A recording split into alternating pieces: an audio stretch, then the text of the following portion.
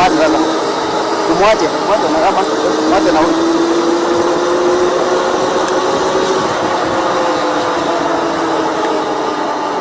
Mwache kabisa si kuingia. Twende kabisa eh. Twende kabisa. Tunaweka chali slow down. We are now in our right. Namukuja pole pole. Alright.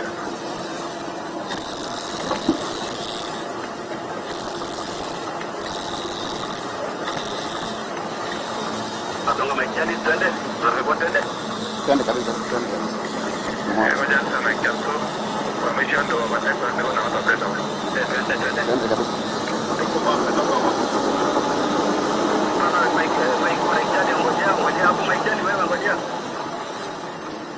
Saya kuja pole-pole, alafu utapita tukifanya tano. Saya alafu utano. Maisha ni ingine twende. Wacha na. Wanaondoka.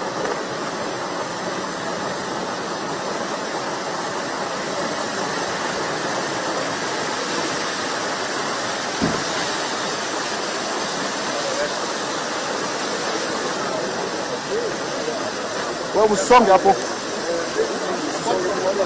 Sawa, sawa.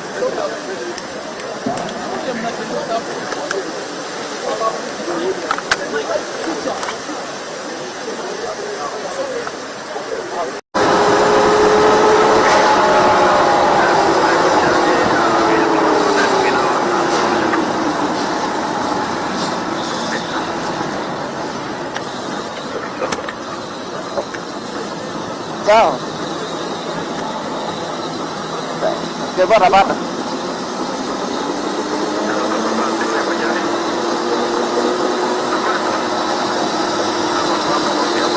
Buta.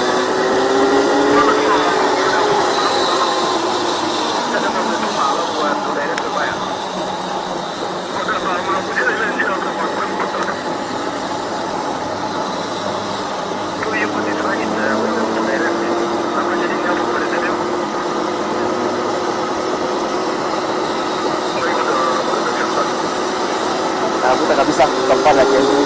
Tumwache sasa. Tumwache na kama mwache na huyu.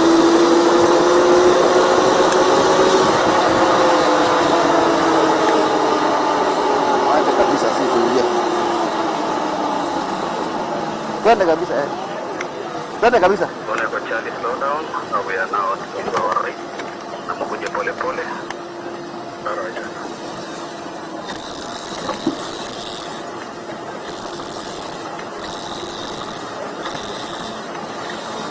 Atunga mechali twende. Tunaweka twende. Twende kabisa, twende kabisa. Ngoja sana kiasi. Permission ndo mataifa ndio na watapenda. Twende kabisa.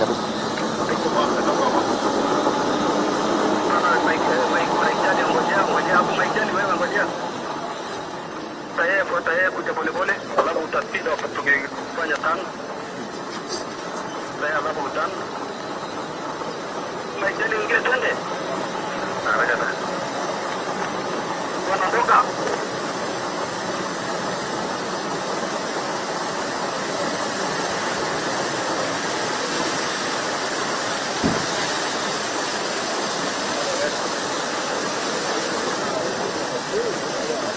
Wewe usonge hapo.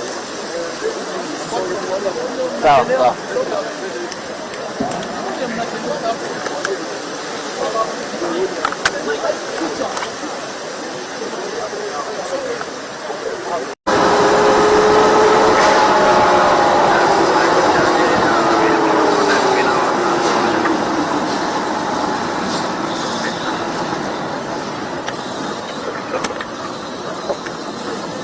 Sawa. Ke barabara.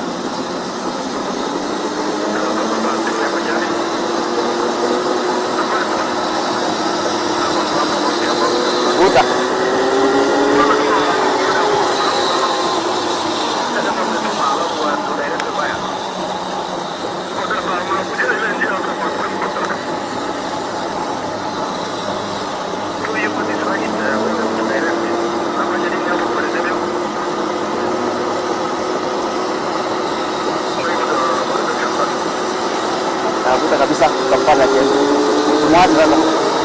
Tumwache na kama mwache na huyu.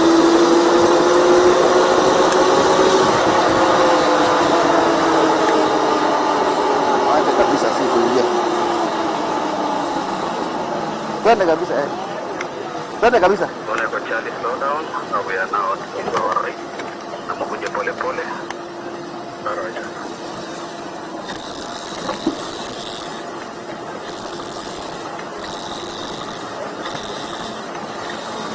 Adonga machali twende. Tunaweka twende. Twende kabisa, twende kabisa. Ngoja sana kiapo. Kwa mshando wa mataifa ndio na watapenda. Twende kabisa.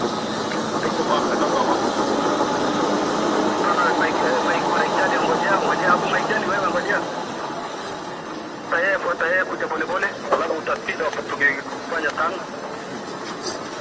Saya alafu utano. Maijani ingia twende. Raja na. Wanaondoka.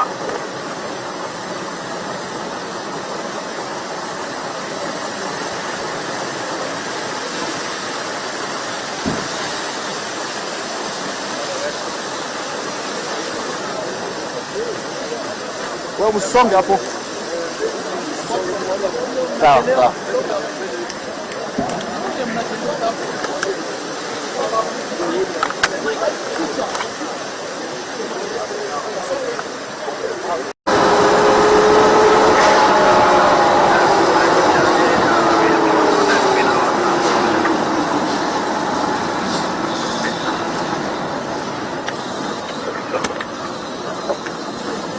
Sawa. Barabara.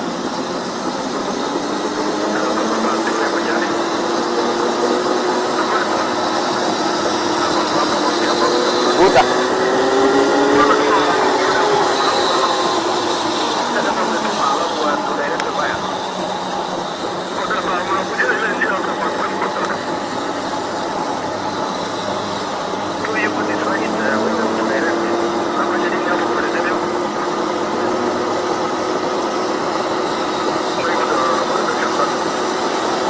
Buta kabisa tutafanya kesho. Tumwache sasa. Tumwache na kama mwache na huyu.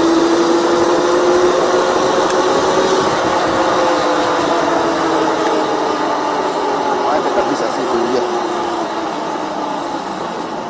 Twende kabisa eh. Twende kabisa. Tunaweka chali slow down.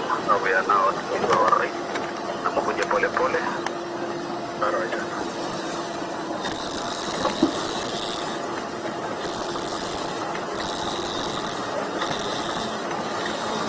Adonga machali twende. Tunaweka twende. Twende kabisa, twende kabisa. Ngoja sana kiapo. Kwa mshando wa mataifa ndio na watapenda. Twende kabisa.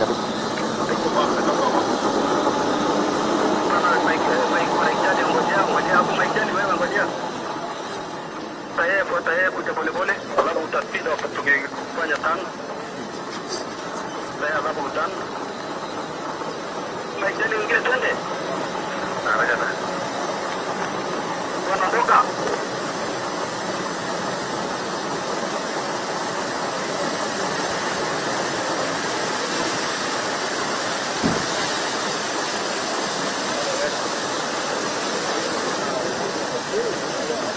Wewe usonge hapo.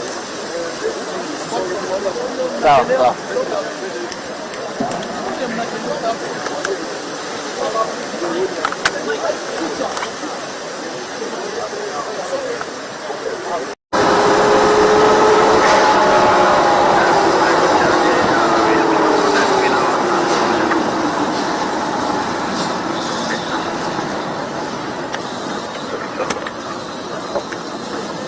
Sawa.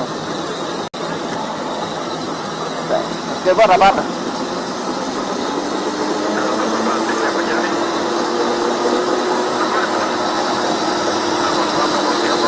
Buta.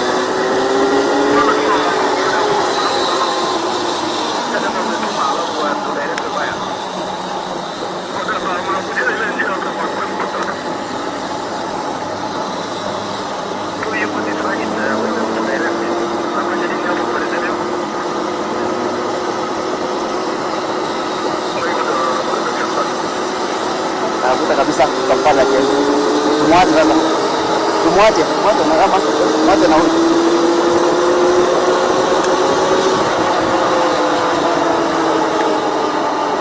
Mwache kabisa si kuingia. Twende kabisa eh. Twende kabisa. Pole kwa Charlie, slow down. We are now in our right. Na mkuje pole pole. Alright.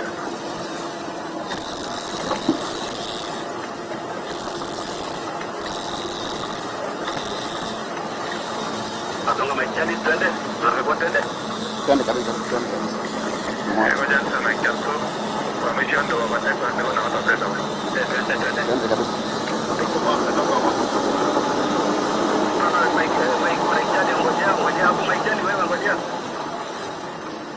Tayari kuja pole pole, alafu utapita tukifanya tano. Tayari alafu utano. Maijani ingia twende. Araja na. Wanaondoka.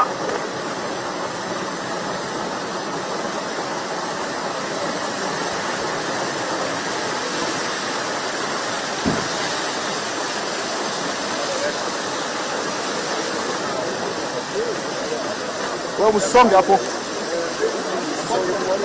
Sawa, sawa.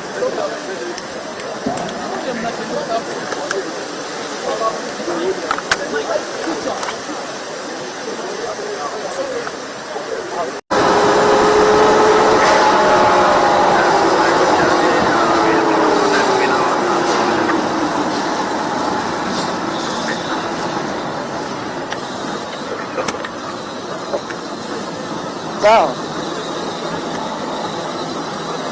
Ke barabara.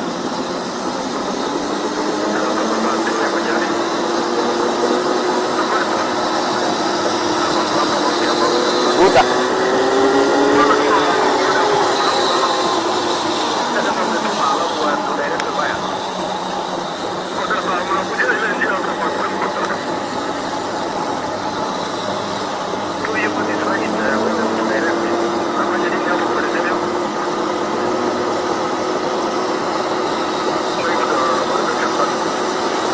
Navuta kabisa tutafanya kesho. Tumwache sasa. Tumwache na kama mwache na huyu.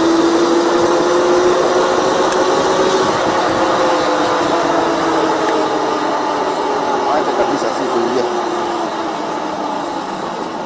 Twende kabisa eh. Twende kabisa. Pole kwa Charlie, slow down.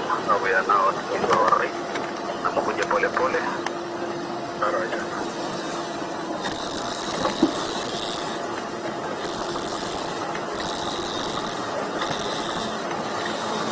Atonga mechali twende. Tunapigwa twende. Twende kabisa, twende kabisa. Ngoja sana kiasi. Wameshaondoa wa mataifa ndio wanawatapenda. Twende kabisa.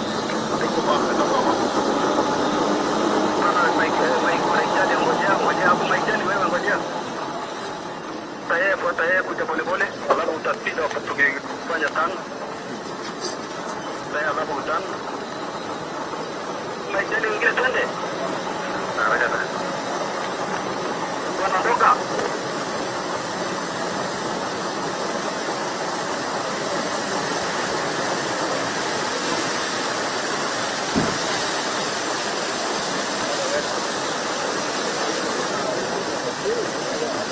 Wewe usonge hapo.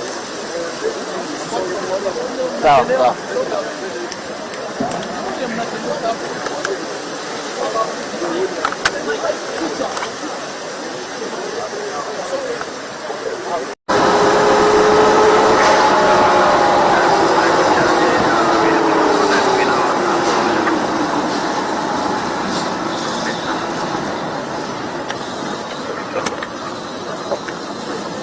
Sawa.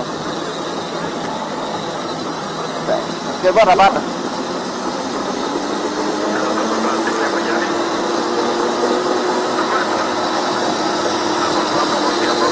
Uta.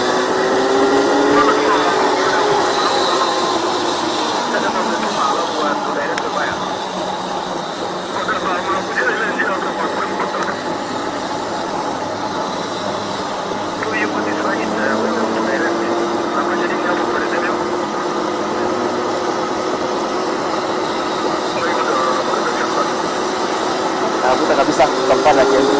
Tumwache sasa. Tumwache na kama mwache na huyu.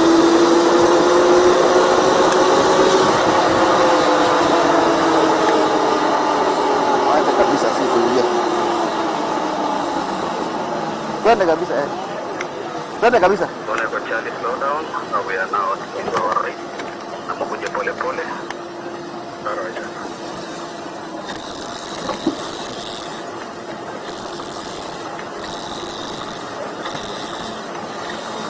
Atunga mechali twende. Tunarudi twende. Twende kabisa, twende kabisa. Ngoja sana kiasi. Wameshaondoa mataifa ndio na watapenda. Twende kabisa.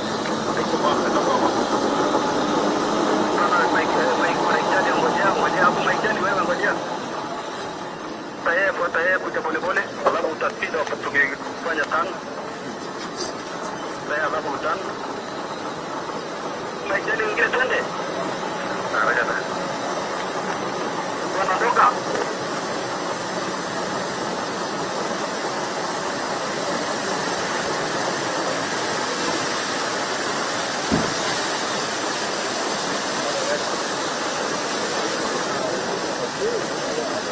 Wewe usonge hapo. Sawa, sawa.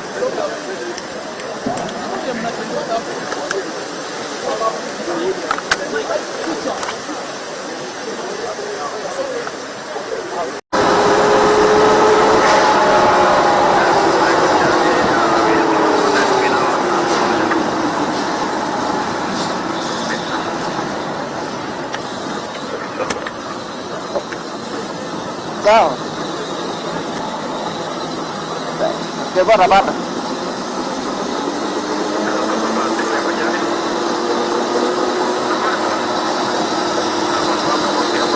Uta.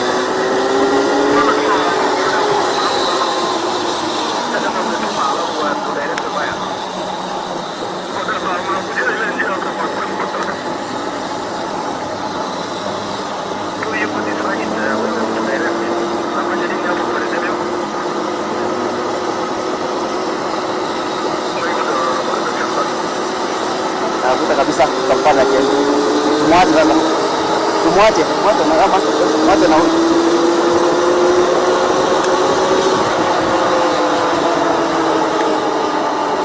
Mwache kabisa si kuingia. Twende kabisa eh. Twende kabisa. Tuone kwa Charlie, slow down. We are now in our right. Namukuja pole pole. Alright.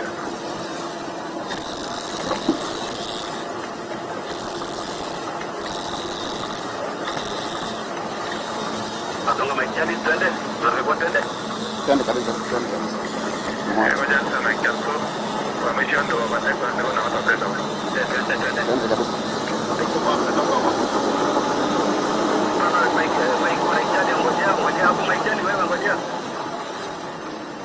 Tayari kuja pole pole, alafu utapita tukifanya tano. Tayari alafu tano. Maijani ingia twende. Haraka sana. Wanaondoka.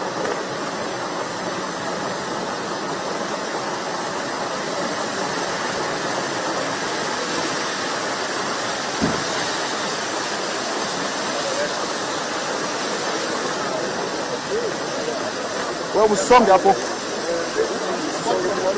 Sawa, sawa.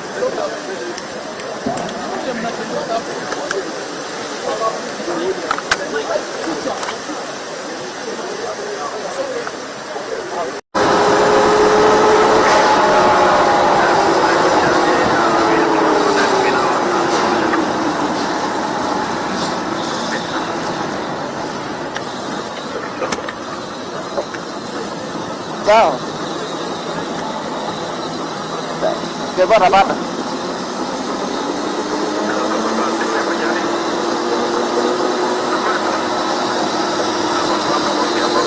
Uta.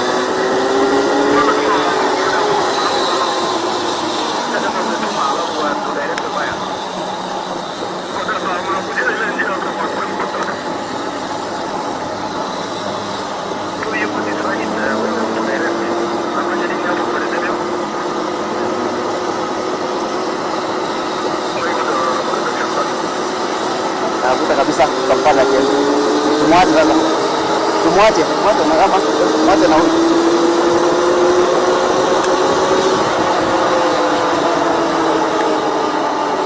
Mwache kabisa si kuingia. Twende kabisa eh. Twende kabisa. Tuone kwa Charlie, slow down. Now we are now in our right. Na mkuje pole pole. Alright.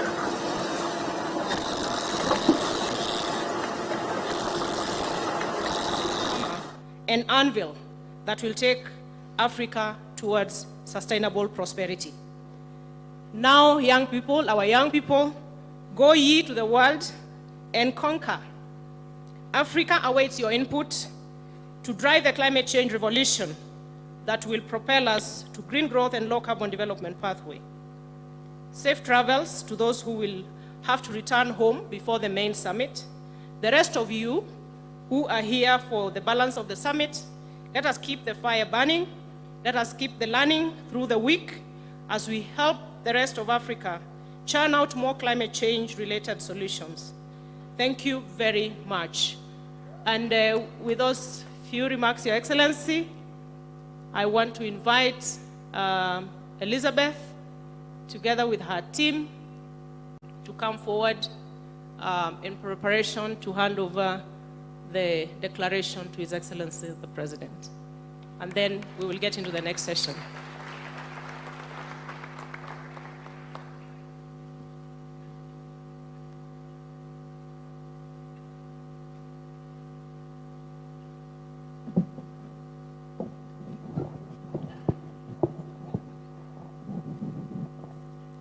Good afternoon, everyone. Good afternoon. Hamjambo.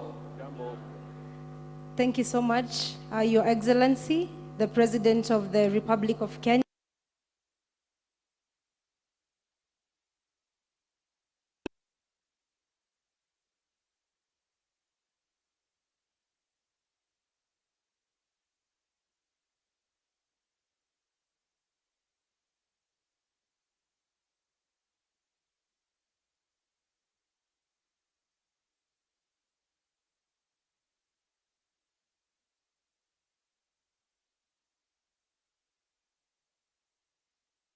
None of us ever knew how this was going to end up in the end. And I think all this work has been made possible by the Secretariat, that I would like to acknowledge and request them to kindly step forward. They're sitting right there. Let's kindly appreciate them. Let's kindly appreciate them. This team has had sleepless nights trying to organize and make sure that they get youth delegates as well from outside Kenya to come to this assembly. They have put all their time, their resources, and their motivation and energy to put this assembly together. It has not been an easy journey. The team has been working together to make sure that this is pulled in the same way. And Your Excellency, I must say, one of the greatest things that inspired this assembly was the fact that when the Africa Climate to bring the heads of states to Kenya and to also put Africa together behind one agenda. And I think for us, that leadership of making sure that we unify voices, put them together and make sure that we speak as one is what has inspired this team to put this assembly together. And the other thing that inspired this assembly is because we all know we have had the component of fragmentation where we are not really existing in a unified system, and this is pretty much because of the existing system right now, and which is why part of the key components of the declaration is about how young people across the African continent can be systematically embedded, not watching from the sidelines, not only being conference attendees, but sitting at the table, being able to inform decisions. And I think this has been an exemplary example that young people can self-organize, self-mobilize, and make the change happen. Let's appreciate this team once again. I want them to now do the handing over of the declaration, and I want to invite the CS once again, and she will just give a brief overview of the same, and then the team will step forward, and she'll also guide us how the declaration will be handed over before we go to the Q&A. Thank you so much.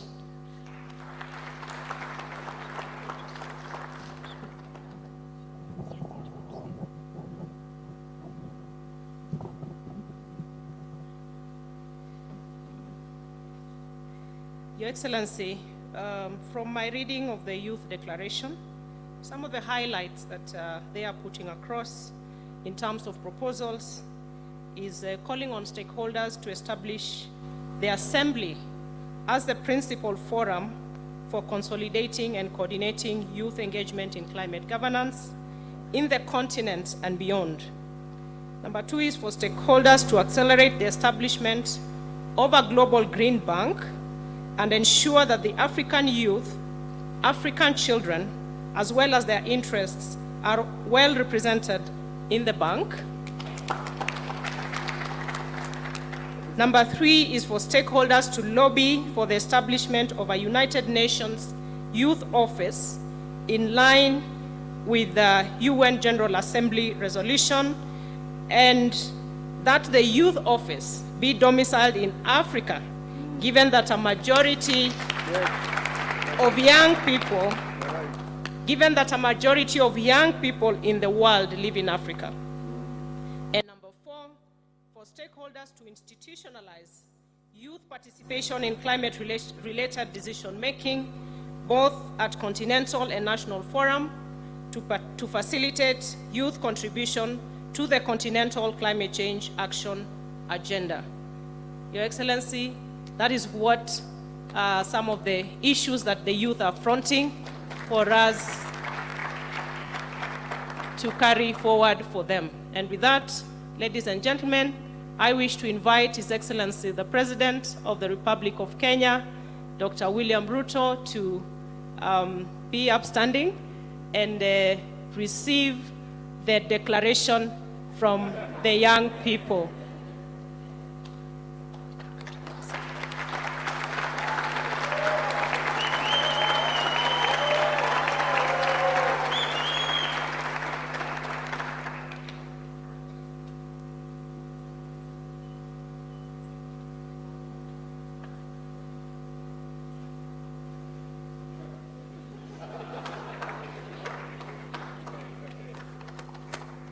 Your Excellency, sir, if you don't mind, if you can just stand in the middle and we take a group picture with them. Rare moments these are.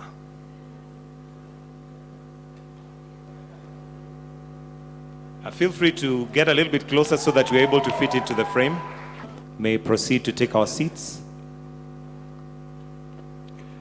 And before we move to the next part of the program, Your Excellency, I'd like to now invite Nikita Kering. Nikita is popularly known as Nikita, is a Kenyan musician, an actress, but has written a song specifically on climate. So why don't we put our hands together as we welcome the gorgeous Nikita. Welcome.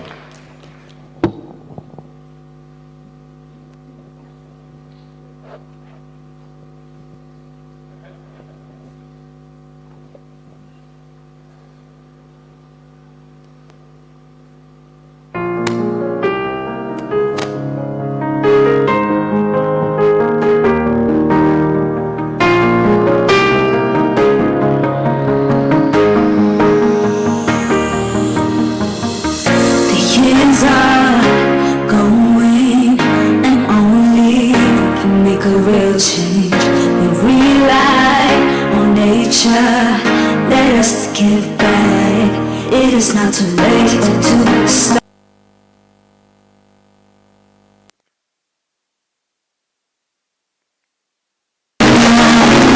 If we gonna save the earth, yes we can. We gotta go. Yes we can. We gotta go. It is not too late to start. We gotta reverse the harm, but we got to act right now. If we gonna save the earth,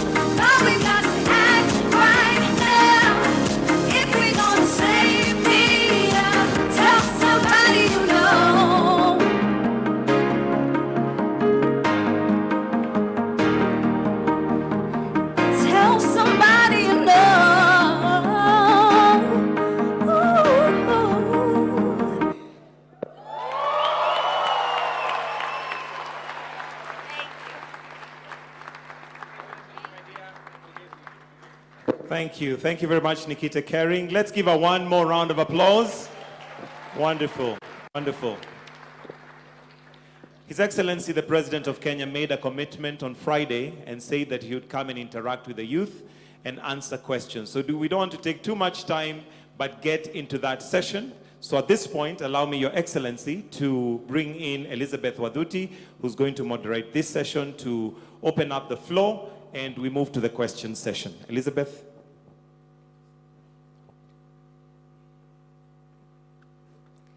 Thank you so much, Nikita. I think, Your Excellency, when we were trying to get a slogan for ICA, I think Yes We Can is that slogan that, you know, we can adopt from now. So I just want to start this session in a great way. When I say ICA 2023, Your Excellency, ICA is the African Youth Climate Assembly. We say Yes We Can, okay? ICA 2023. ICA 2023. Thank you so much. Your Excellency, I'll go into the Q&A session, and I must acknowledge and first appreciate your presence today and the fact that you promised and you fulfilled your promise of coming to engage with young people across our continent. And when you mentioned this, we did gather a very huge number of questions from our young people across the continent, and we were able to also pick a few of them that will be answered in this session. And also, we know that if you'll have some more time, we'll be able to pick more questions from the audience as well. So I will want to begin with the first question. We've received questions from all over Africa. And the first question is from Lesotho in the house. We have Molei, wherever you are. I'll kindly request you to take the mic and pick the first question. Hello. Good afternoon, everybody. All protocol observed. My name is Mutembei Mafandiri. I'm from Lesotho and also with the COP28 International Youth Climate Delegate Program. My question for His Excellency today is, in the African context, what would you say are the right ways to spur solutions for rapid economic growth that are embedded in sustainability? Thank you.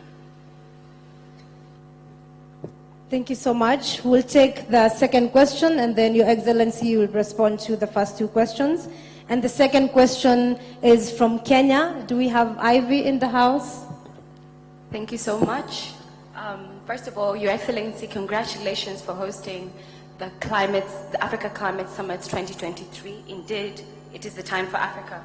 Your Excellency, my question is, being a champion in the agricultural sector and also the green economy at large, what strategies have you endured in your chicken farming for the past 20 years that you can actually share with us those strategies that are in line with the climate challenges that we're dealing with?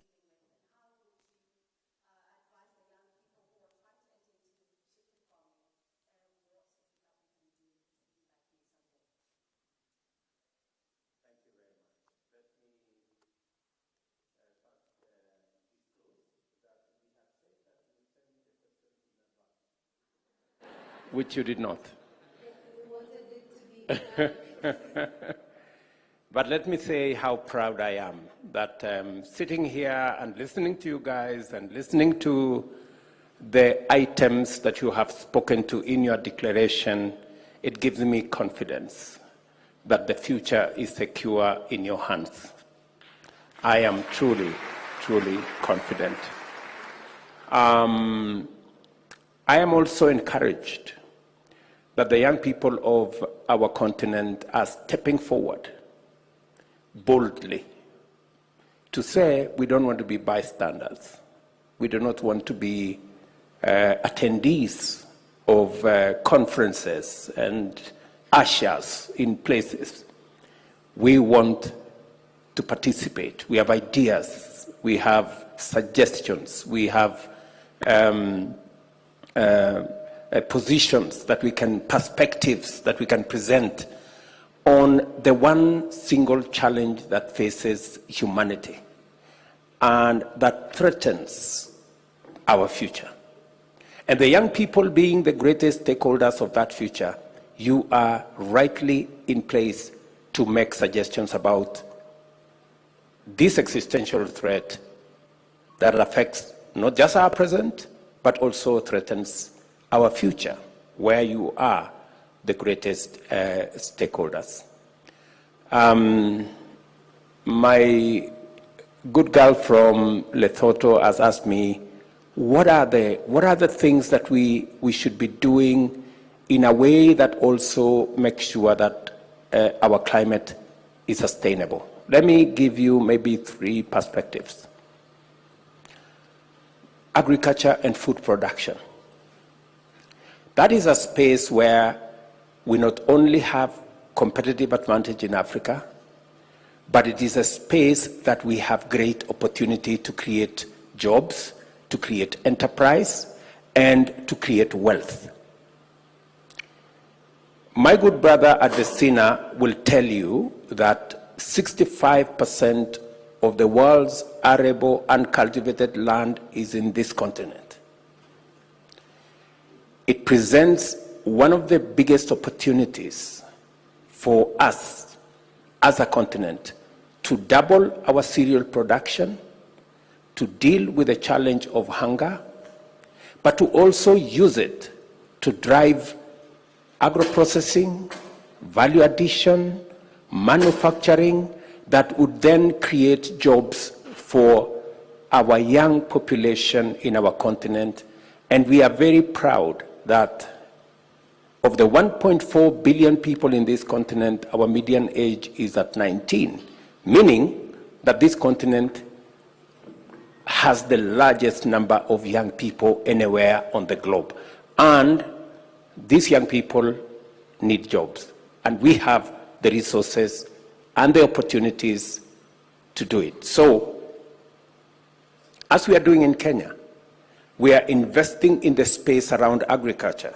You've heard my sister from Kenya saying that it is one of the areas that I am pushing real hard, because I can see opportunity, not just for us as a country to be food secure, but I also can see opportunity for creating jobs. They will tell you in Kenya that we are now expanding markets.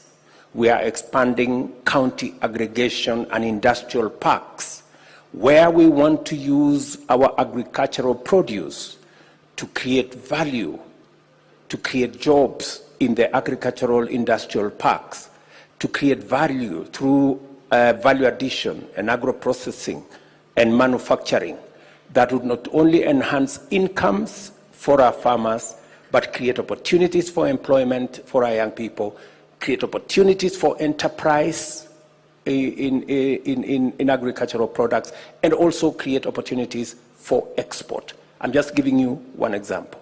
Second example is in the space around what other opportunities can we leverage in terms of smart cities, green development. How do we, in a very sustainable way, have settlements that do not compromise on pollution? We have huge pollution coming out of cities. We have huge threats to polluting the air, polluting the environment that come from unsustainable settlements. It is the reason why Kenya, for example, is focused on a new model of housing that would only get almost 7 million people who live in Kenya today out of the slums into decent settlements with dignity, but would also give opportunity again to the young people to get jobs. It is our intention in Kenya, for example, to create 1 million jobs out of our smart housing plan. Again, it's how do we have climate smart, climate responsive interventions, even as we solve problem of food security, even as we solve problems of unemployment. How do we do it in a way that respects the environment and gives us an opportunity to combine development, growth, together with a livable globe? So that is what I would suggest going forward. I can give you another 2 examples, but I think I'll take a lot of time. Let me leave that there. Let me come back to chicken. My passion. And I remember Bill Gates, one of the richest people on earth, said the best way to deal with poverty is chicken farming. That's Bill Gates. Yeah, so I want you to listen to that carefully. And in that space, you have an opportunity in the whole farming arena. I have listened to Adesina many times, and he says the next billionaires will be billionaires around farming. I've heard you say that, Adesina. Have you changed your mind? No, it's true. It's true. He says he still believes it is. So that is the space that not only gives us an opportunity to have a globe that is food secure, but also creates real value, real jobs, real enterprises, and real wealth, if I may say that, real wealth. So the investments are modest. The technology is available on what you need to do. The raw materials are local, and the technology, including know-how, is also local. Chicken farming is not something new. It's been here for us for decades. And the markets are also available. In fact, chicken is the cheapest source of protein. So if you're looking for the cheapest source of protein, do chicken farming. And if you're looking at sustainability, that you need to get the easiest, the cheapest route to making sure that we have the proteins to support our growth. And in any case, let me conclude by saying 25% of the world's labor force will come from the African continent by 2030. 40% of the world's workforce will come from the African continent by 2050. That world labor force has to be healthy and fed. And that is why chicken farming is central to us providing cheap proteins, healthy living for the future labor force, and that is the young people of our continent.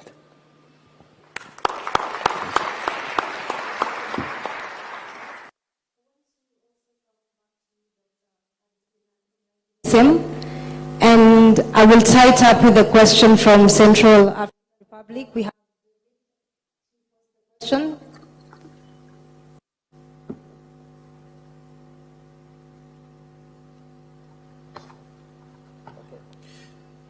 Bonjour, Monsieur le Président, et merci pour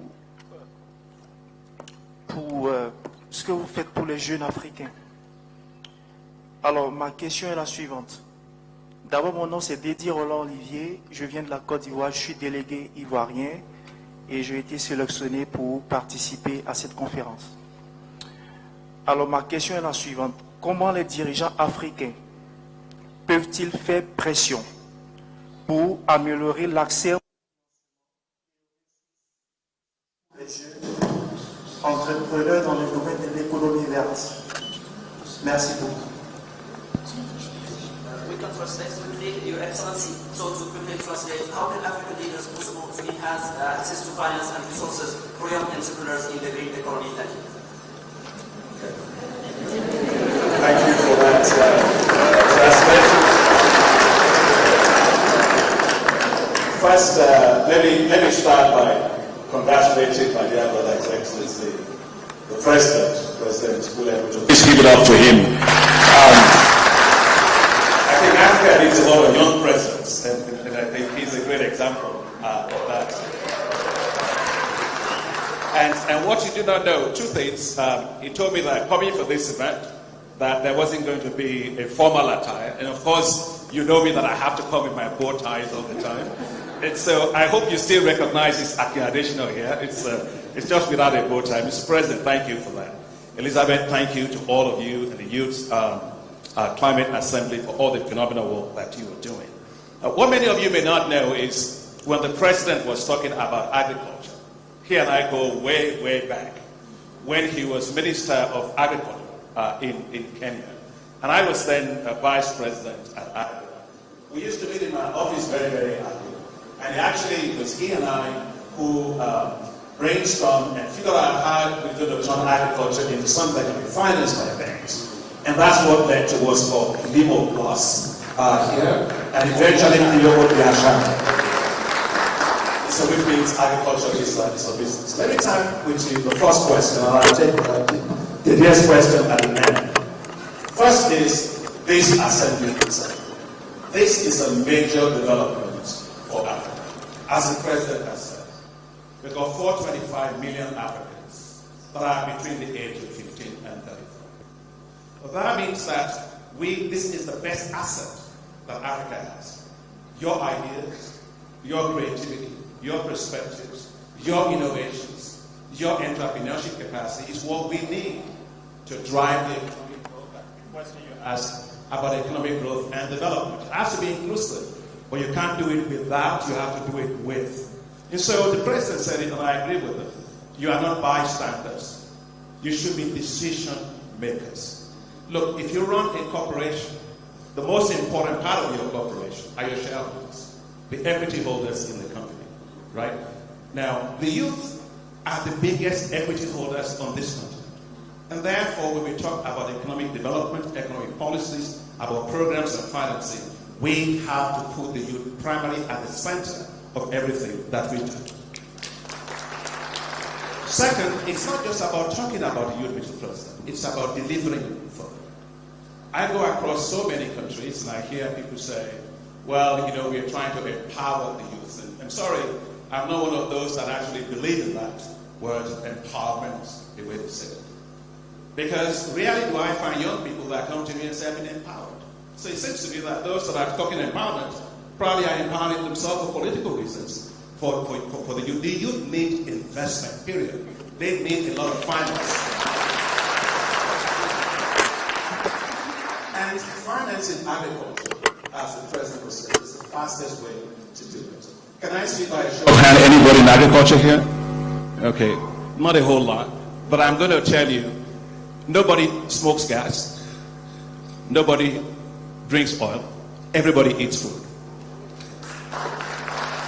So the biggest business in the world is the business of food. And as the President said, 65% of all the uncultivated arable land left in the world is not in Asia, not in Latin America, not in Europe, it's in Africa. So what we do with agriculture in Africa, we determine the future of food in the world. So I want to see those hands go up a lot, because I really believe the future billionaires of Africa will not come from oil and gas, they will come from the agricultural sector. Just to tell you how passionate we are with this, President Ruto and I attended the Heads of State Summit we had in Senegal, in Dakar, where we put together, my brother here is here, Patrick Bakwejan, that we are working together with the Global Center on Adaptation. We put together a compact on how Africa will feed itself and do so with dignity.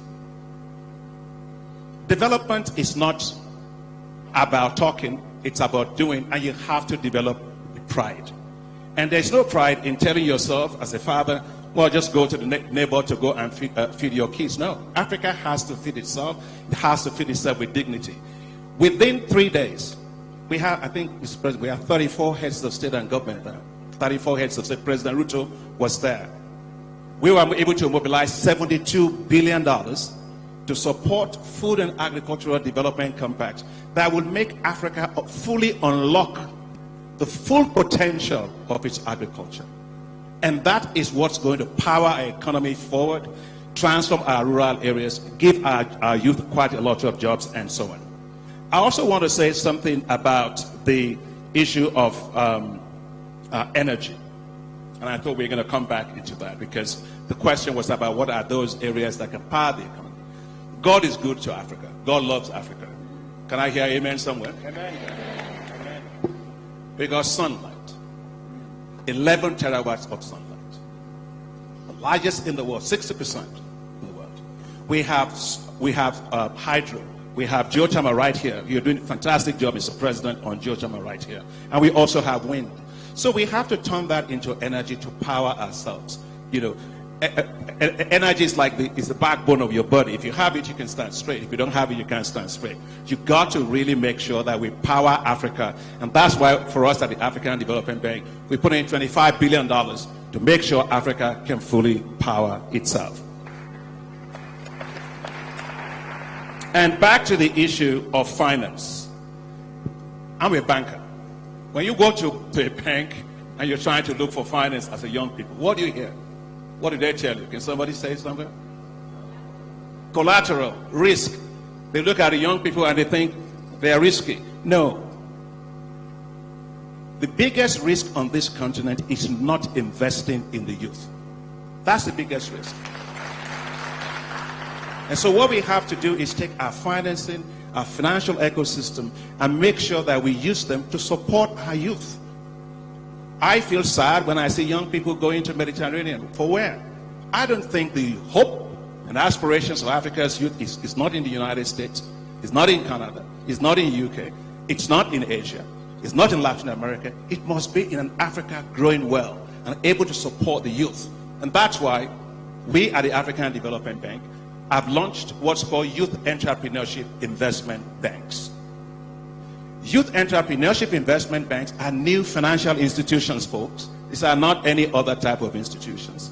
They will create a new financial ecosystem around the businesses of the youth. And Mr. President, they will support them in the life cycle of their businesses.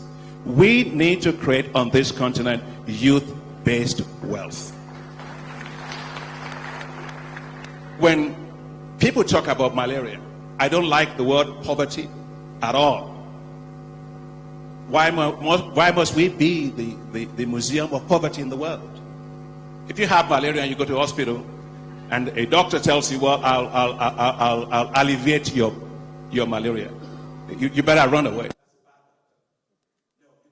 Alleviate malaria, you have to cure malaria. The same thing with poverty. We should get poverty out of our mindset. We need to create a wealthy continent. And that wealth must start with creating wealth for our youth. We must create youth-based wealth on our continent. And Mr. President, I just want to commend you for what you said you were doing about housing. I come into this morning, I saw the president driving in with, your electric vehicle. And also, he's a very innovative president, very creative president, very determined president. When he was telling me about the issue of housing, I told the president, I said, Mr. President, Kenya, when it's long distance racing, Kenyans will win gold, silver, and bronze together. But when it comes to slums, I told Mr. President, why do we have Kibera slum? Why do we have all these slums? And people say, no, we have to upgrade the slum. No, there's no five-star slum. A slum is a slum. And so I want to commend the president for his bold decision to do that. And I say that because it will create jobs, it will support the young people, it will help you to have an economy that's growing well, equitably, and can actually grow faster. So well done, Mr. President. Thank you. Mr. President, thank you very much for coming to my support on this.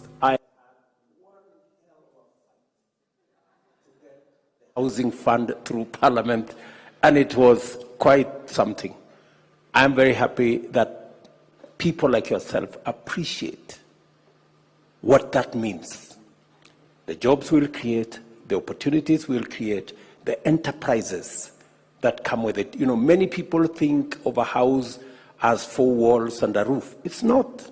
They're huge industries that would create doors, that would create windows, that would create... We're going to create millions of enterprises in that space. We're going to employ millions of young people. We're going to get rid of informal settlements. We have 1,410 slums in Kenya. We need to get rid of them. There is no upgrading of any slum. There is no 5-star slum, as you say. And that's what I'm telling the great people of Kenya, that we have an opportunity to transform our country. It's doable, it is feasible, we must get it done. Thank you. Yes, and indeed the young people from across the African continent have that opportunity and are driving Africa's green growth agenda. And I like what you said, Dr. Adesina, around investing in the young people. And I'll come back to Your Excellency. When you spoke in Paris in front of the Eiffel Tower, you talked about one of the greatest opportunities and one of the major things that the African continent brings to the table. And among the three things you mentioned in Paris was the young people. And I want to open this question to Morocco to let us know how we can unlock and make sure that our young people, in line with this, do not have the barriers that exist to enable them to also get into the decision-making places, but to also enable them to navigate the spaces where they can drive Africa's green growth agenda. And in line with Africa's most important resource, the young people, I want to open that next question to Morocco, Sad.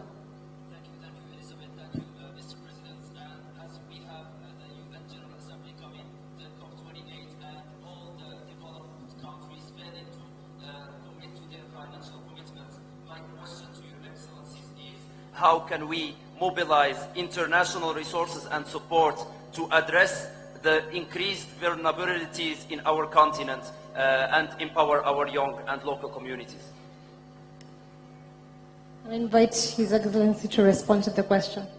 Thank you very much for that question. I will answer it in two ways. Number one is the realization that we are a young continent. And I like what the president of the African Development Bank has said. Investing in our shareholders. The largest shareholders of Africa is the young people. What must we do? We must continuously invest in the young people. Number one, in their education. In Kenya, for example, this year, we had the largest budget, 630 billion Kenya shillings, the largest since independence, to fund our education. Because that creates people, that creates a young people in Kenya who have the requisite knowledge, who can articulate their issues, who can drive their growth. That's number one. Making sure that they are skilled. This year, we doubled the budget for our TVETs, for our technical and evaluation. We doubled the budget almost, maybe, we actually increased by 70% for our universities. Again, to invest in our young people so that they are ready to tackle the challenges of the future. And number three, what Adesina said, investing and believing in young people, not looking at them as part of the problem, but looking at them as part of the solution, not looking at them as risky, not looking at them with the eyes of they don't have collateral. It is the reason we are going to invest. We've already started the journey. We've invested the first 15 billion. We have another 10 billion this year that we are investing in making sure that young people have access to credit. The Hustler Fund in Kenya, 67% of the borrowers on the Hustler Fund are below the age of 35. The Hustler Fund today has lent 35 billion. And I saw one of the newspapers say the other day that the government, that 3 billion has not been paid. That is true. But 3 billion out of 35 billion lent, I would take another risk with the young people of Kenya. I would do it again. I will do it again. Because slowly we are turning the corner. The Hustler Fund today does not need any collateral. You don't have to know nobody. You don't have to know your village head, or you don't have to have a fat relative or a tall friend. You just need a phone and yourself. And I have kept on saying, you need a committee of two, your phone and yourself. and you have access to some measure of credit. We're scaling it up now by another 10 billion shillings, and it speaks to what Adesina was saying.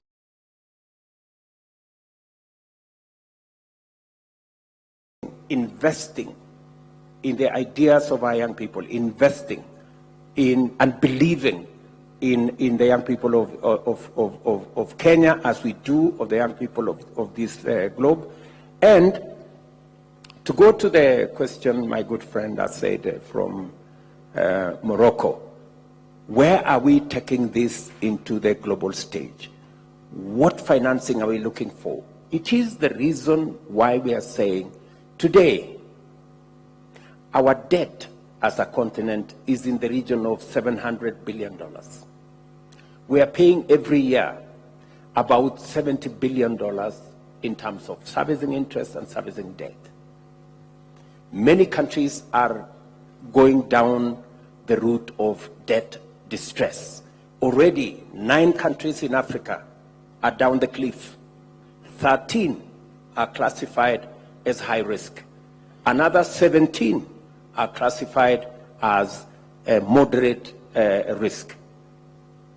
Debt distress is a big juggernaut that is threatening the future of our continent and the future of our development and prosperity.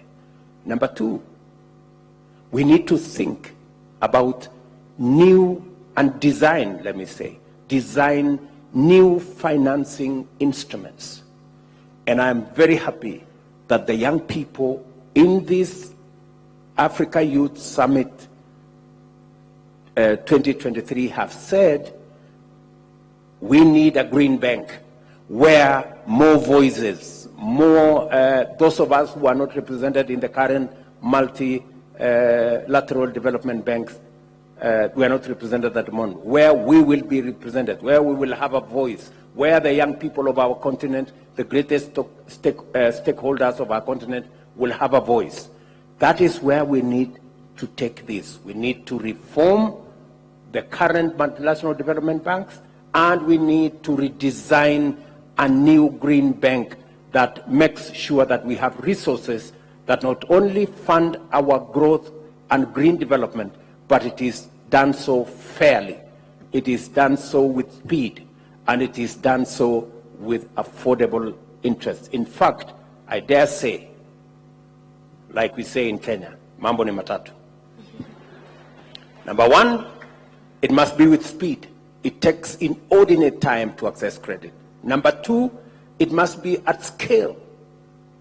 Sometimes you get little monies here and there that cannot make any meaning. And number 3, it must be affordable. So it must be, number 1, it must be with speed, it must be at scale, and it must be affordable. Mambo ni matatu. Yeah. Thank you, Your Excellency, and I would like to unlock on the risk component as well. Yeah, let me say that your president represents Africa so well on the global scale. If you listen to him in Paris, we're there together in Paris, where we are talking about the need to reform the global financial architecture. It's not just, you can have a seat around the table. It's not your seat around the table that matters. It's your voice. It's the fact that your voice is respected, your perspectives are taken into consideration, and their priorities are directed to what's important to you. And I think I want to thank the president for doing so well for us in Paris. And Patrick, you were there, and we saw what the president did there. Now, I want to make 3 points with regard to the question for, first is, we have to put our monies where our mouths are. The African Development Bank, together with the Global Center on Adaptation, we have a program that's called Youth Adapt. And Patrick and I, at the COP27, with my team, we actually have been financing this. We put in $4 million, Mr. President, into this, supporting ideas and businesses of young people. Yeah, basically seed financing. And eventually, if those businesses then work, then they are able to get a little bit more financing. Eventually, they get a growth capital to grow their businesses. We've done now, I think, 33 businesses in 19 countries. And I can tell you that those businesses, they've increased their profit by 200%. 20% of them are expanding their business into other parts of Africa. And one thing I'd like to say here, Mr. President, is that from the African Development Bank and from the Global Center on Adaptation, we are determined to do exactly what you say, is take it to scale. Put our monies there. So I'm very pleased to announce to you today, and I will say it at the main plenary, that the African Development Bank and the Global Center on Adaptation will launch a $1 billion Youth Adapt initiative that will provide, Mr. President, financing for seed financing. It will also provide growth capital for big businesses that will come out of that. It's a big thing for the young people of Africa. Second is, we talked about how we are going to finance Africa in responding to climate change issues. President Ruto doesn't believe in complaining. I don't believe in complaining either. We have to find a way in which we mobilize resources ourselves. There are three things that we are doing. First, again, the African Development Bank, together with the Global Center on Adaptation, we've launched what's called the African Adaptation Acceleration Program, which is the largest program, by the way, on climate adaptation in the world. We know that adaptation is our challenge. We only contributed 3% to global emissions, but we suffer disproportionately from that. We're not going to be waiting for others just for that. We have to put our monies there. Okay, the climate is back on this one. Okay, good. And so this particular AAAP, we call it, African Adaptation Acceleration Program, is to mobilize $25 billion to support adaptation in Africa, to support building resilience into infrastructure, which Mr. President talked about, whether it's water, whether it's housing, whether it's energy, and so on, and also supporting young businesses in terms of green businesses that can create a lot of green jobs for us. The other thing that we are doing at the African Development Bank on this is, for climate adaptation, we have launched what's called Climate Adaptation Window, Mr. President, under the African Development Fund, and which Kenya is a big contributor to the African Development Bank. And this is to now has $429 million that will support us to provide 20 million farmers with access to crop insurance and livestock insurance. Another 20 million farmers to have access to climate resilient agricultural technologies to build their resilience. Then to essentially regenerate 1 million hectares, Mr. President, of degraded land and all that. So this is a very, very big investment that we are making. And finally, I want to say something about, as a kid, I know your mother, you were selling things as a kid. I was selling things also as a kid. My mother told me something, that the way when you go to the market and you're selling something, the way you present what you are selling is the way people buy it. What I'm saying by that is this. Africa has the biggest carbon lungs in the world, which is the Congo Basin. Bigger than Amazon. And now, but if you look at how we are valuing our wealth, biodiversity, carbon sequestration, Mr. President, is not valued. So all of what we're doing, sequestering carbon for the rest of the world, has no value. Somebody says, well, I will do for you a voluntary carbon market, which is basically, greenwash my conscience, give you a little bit there, give you a little bit there. No, we don't want that. We want the wealth of Africa to be recalibrated based on what we have. And if you take the forest, if you take the carbon that we are sequestrating, I can tell you then the GDP as a measure of wealth, Mr. President. Include our renewable assets. Renewable assets. And all that. Yes. If we took that, Mr. President, then the GDP is just a measure of value of goods and services and economic produces. But you are not measuring our carbon stocks. It's over there. We are saving the world. We are not getting any benefits from it. When I used to work here in Kenya, somebody came to my office and said, we want you to support farmers. I was then at Agra and Rockefeller Foundation. We want you to support farmers to plant trees because of carbon. I said, how much are you going to pay them? He said, $1 per ton. I said, look, come on. What we are saying is we must have a local carbon market ourselves, an African carbon market, price our carbon properly, and make sure then that our GDP takes into consideration, it's adjusted based on the positive externality we have. Then the value of our GDP, if it takes into consideration the value of our forest, the carbon stock and so on, will be so high. Then our debt to GDP ratio will go down. Then we can borrow more money to do all the things that we are talking about, green financing, that we are saying here today. That is how the lesson of my mother is influencing what I do as president of the bank. The way you put a value on your own resources is what others are going to do for it. And Mr. President, if we are able to do that, we'll be much wealthier. And we'll be greener. We'll turn all our economies green. And we'll be properly valued. So the point I want to say, and I'm going to hand it over to my dear friend, Mr. President, is, Mr. President, let's now work to make sure that we develop the methodologies for us to be able to properly value our carbon, our natural capital. Our natural capital alone can be up to $6.5 trillion. And so what are we doing with poverty if we do that properly? So I think that the issue for us, the President and I, is not working in the margin. We're working already with the Global Center on Adaptation on that and other partners, how we are going to re-estimate our GDP based on the value of our natural capital.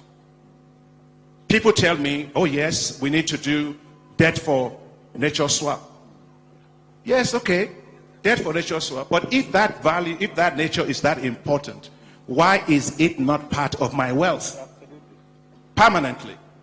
And so if there's something, Mr. President, I think we should really take up for our continent that would transform our continent from just depending a little bit here, a little bit there. Let's value our natural capital properly. It could be up to $6.5 trillion. I'll be done with all these things of begging others for our development. Let's develop with pride.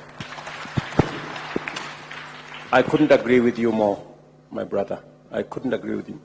I mean, you've just said what should be said on top of rooftops by everybody. We are not a poor continent.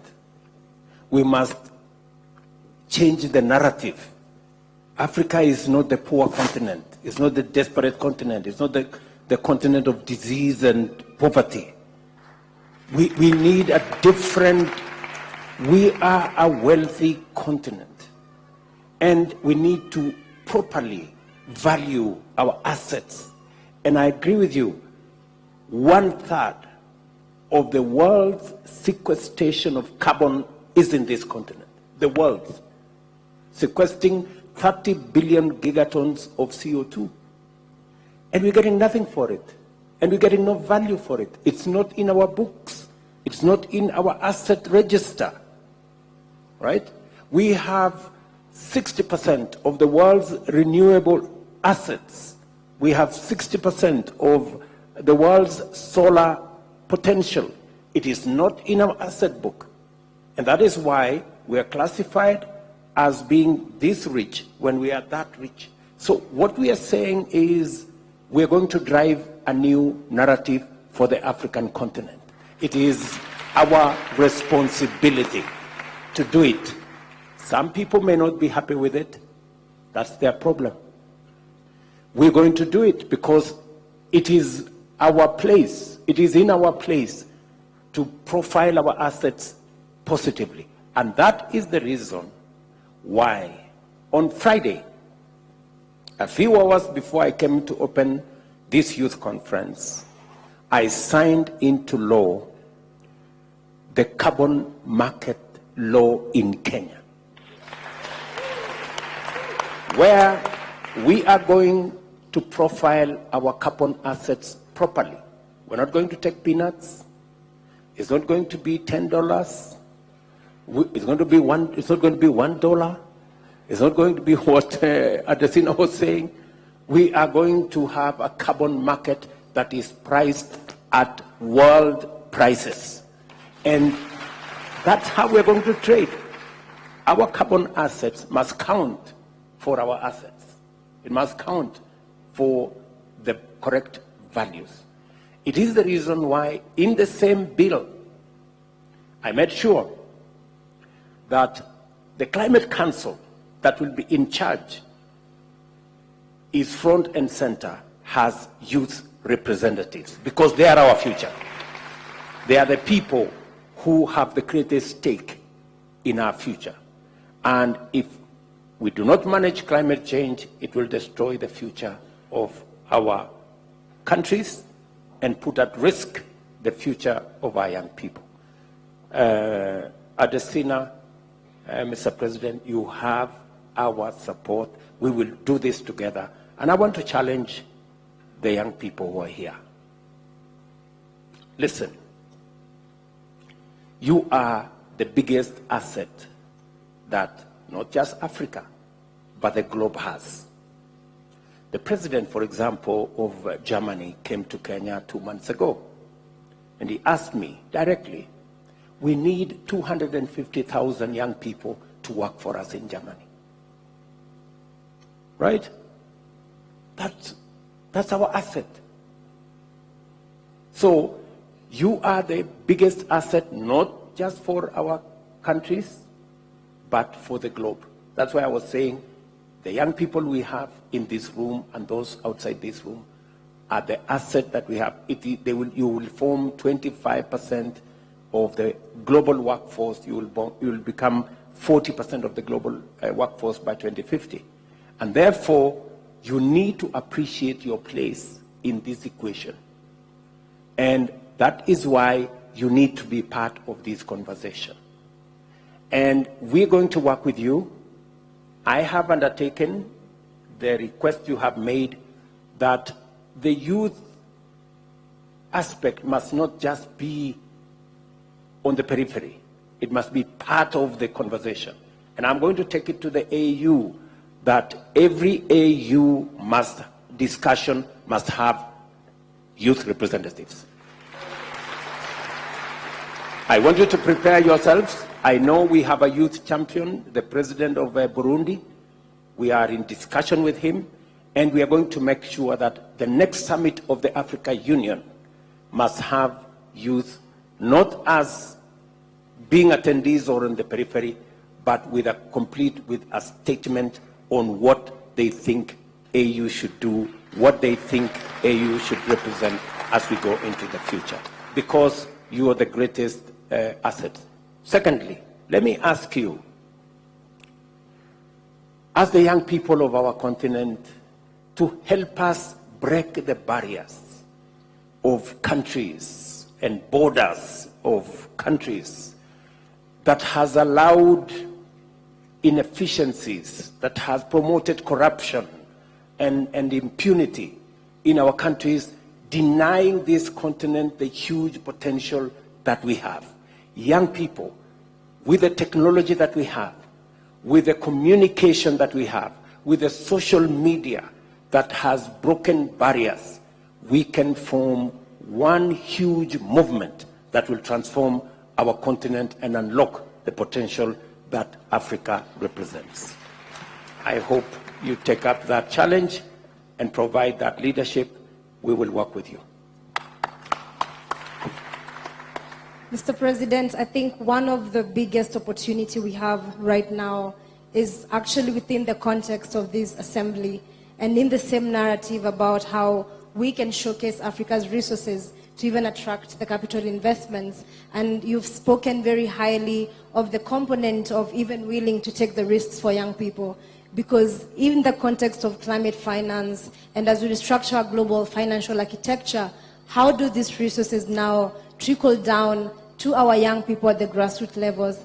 And I'm just curious, Mr. President, and also Mr. President of the Africa Development Bank, what do you think about the declaration and the components of the agendas that we are putting forward in terms of systemic embedment?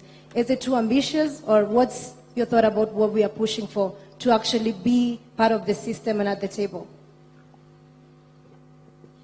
With your permission, Mr. President.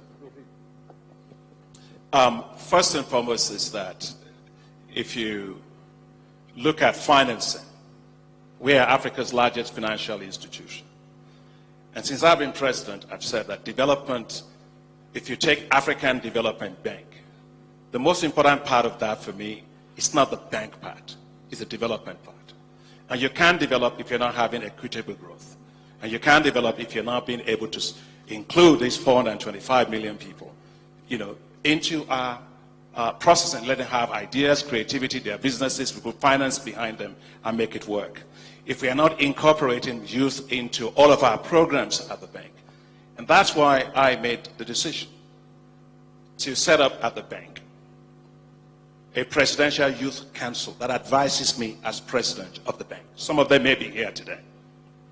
And what that has done is not just advice. It's really totally changed how we do business for the youth in the bank. Today, we set out by saying, Mr. President, that we were going to help jobs. We were talking about the issue of jobs just now. How do we do it? We have 11 to 12 million youth entering the labor market every year, and only 3 million of them are getting jobs. And then people get on the rickety boat and they head to the Mediterranean. For what? And so we decided at the bank that we are going to actually make sure that we are creating jobs in every single project for the youth. We set out a youth strategy to create 25 million jobs for youth and to skill up 50 million young people on the continent. We started in 2016. To date, we have done 50 million jobs.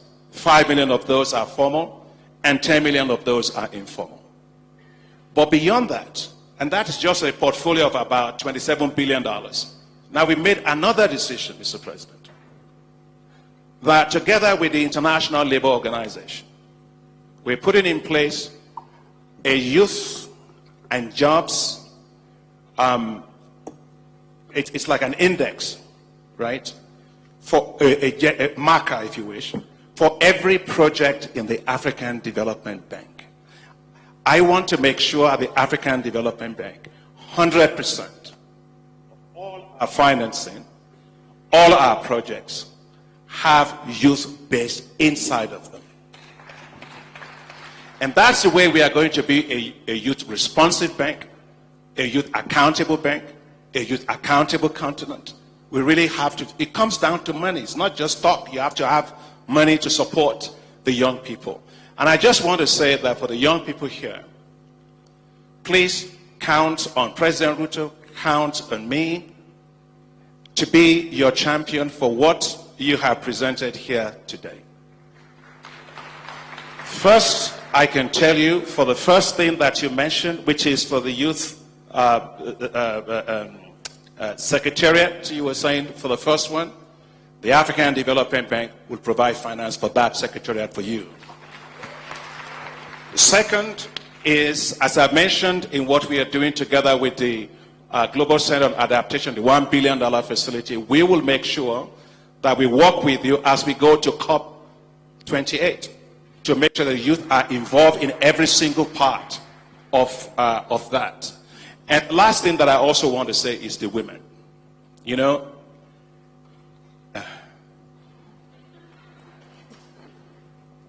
I remember, Mr. President, in 1994, I was flying from Abidjan to Nigeria. And when I got to Nigeria, I was flying back from Nigeria back to Abidjan.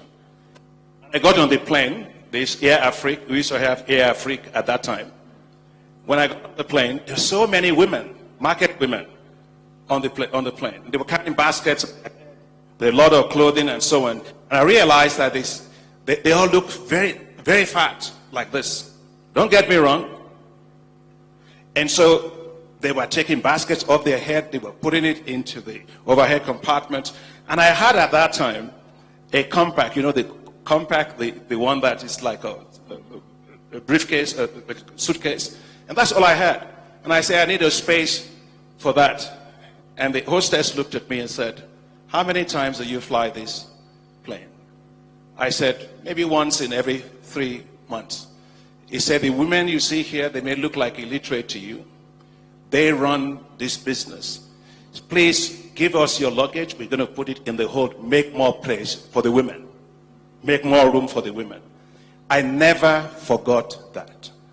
When I became president of the bank, I determined that we must create a facility to support businesses of women on this continent.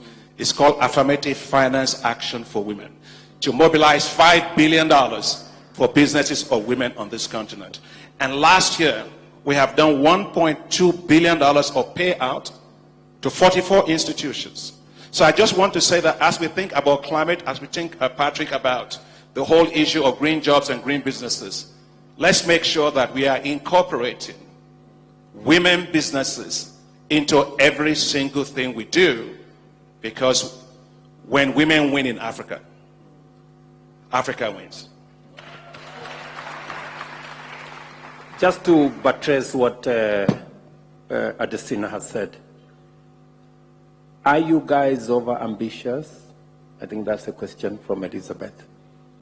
I want to tell you, on ambition, you're better off getting 10% of the 100 you looked for than getting 100% of 10 you are looking for.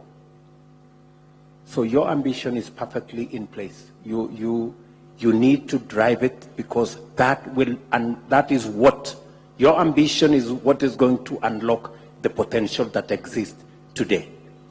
And therefore, we're going to hold your hand, we're going to work with you, and we're going to make sure that what you see as the possibilities of the future becomes the realities of tomorrow. And we should be able to work together in that direction. As Adesina has said, what is it that we need to do to unlock that potential? Talking about women, you know, one of the biggest campaign issues in Kenya in the last election was a lady called Mama Mboga. It was quite, you know, a discussion and what's happening to her. And I want to say proudly that today, because of Mama Mboga, we're building 500 new markets, fresh produce markets across Kenya, to make sure that that Mama Mboga has a decent place to conduct their business that has dignity, that has space, electricity, water, and as I said, most importantly, dignity. That same Mama Mboga has access to credit. And through the county aggregation industrial parks, she will also be able to progress her business into value addition, into manufacturing in that space, all the way to export. This is the kind of deliberate, and let me repeat this, creating jobs, creating enterprise, creating opportunities is not a by-the-way issue. We must be intentional, we must be deliberate, and we must have real tangible programs that create those opportunities. That's why when I speak to the people of Kenya, I tell them, if we are going to create jobs, it's not just growing the economy, because you can grow the economy without creating jobs. It's possible. You know, you have 5%, 7% growth, and you talk about it and people are asking, so where is this economy growing? Because they can't feel it. And that is why we are saying creating jobs must be intentional. That's why we have housing. That's why we are working on our digital job space. That's why we are working on export of labor. That's why we are working in all those places, because we need to be deliberate, intentional about creating those opportunities. We must create opportunities for growing income. They must be deliberate. So again, as you say, your ambition is in the right place. We will unlock that ambition using deliberate, intentional programs that will unlock that potential. Thank you so much, Your Excellency. I now want us to go to Namibia, Uganda, and Mauritius as well. And I want to request Maria to take the stage.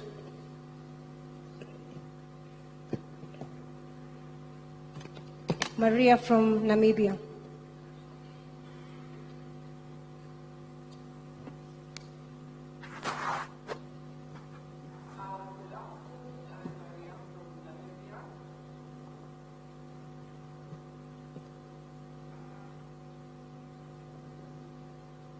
Question is to the President. Do you have any thoughts on the new negotiation agenda item on just transition programs and how Africa should position itself in these conversations?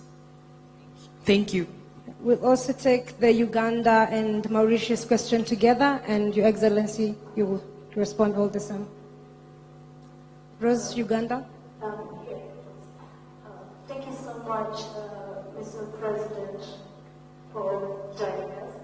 My name is Rose Constantine, I'm an immigration and environment advocate. When the President was talking about migrants, and I'm coming in with the question there. First of all, I'd like to share that over 10 million people have already been displaced from sub-Saharan Africa due to climate-related events. And with no action, 86 million will be displaced by 2050. And we know that, I'm not going to explain this, we know what is happening in Somalia with the delayed rain seasons for 5 consecutive seasons. And we know that the recent floods in Rwanda, over 35 people died and 20,000 have been displaced. Most of these people displaced are displaced within our borders, within our countries and neighboring countries. But also we have those who are trying to cross the Mediterranean. And last month, 41 young people drowned in the ocean. And but there is no legal and other frameworks that recognize these people being displaced by climate change. Last year, the government of Uganda, the government of Kenya, and the International Organization for Migration organized the Kampala Ministerial Conference, and then it resulted in the Kampala Declaration on Migration, Environment, and Climate Change. And we hope that all other states will sign it during Uganda Climate Week. Mr. President, my question to you is, how do you see the implementation of safe relocation and mobility programs, safe and regular migration as an adaptation option, and also picking on the continental free trade area, but also the free movement of persons protocol? Thank you. We have that question from Mauritius, and then Your Excellency will respond.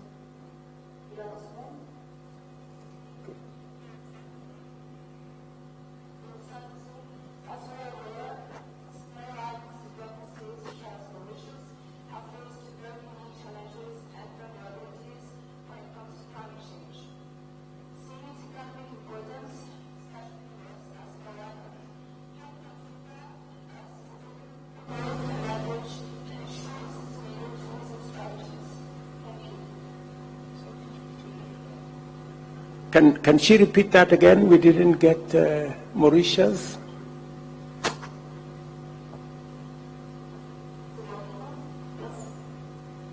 So my question was, seeing the economic importance, especially for small island development states such as Mauritius, how can Africa and Africans promote, leverage, and ensure sustainable tourism strategies, knowing that us, small island developing states, have faced very unique challenges and vulnerabilities when it comes to climate change? Thank you. Thank you very much.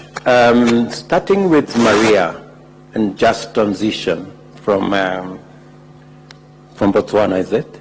Yes. So the conversation around just transition is a present conversation.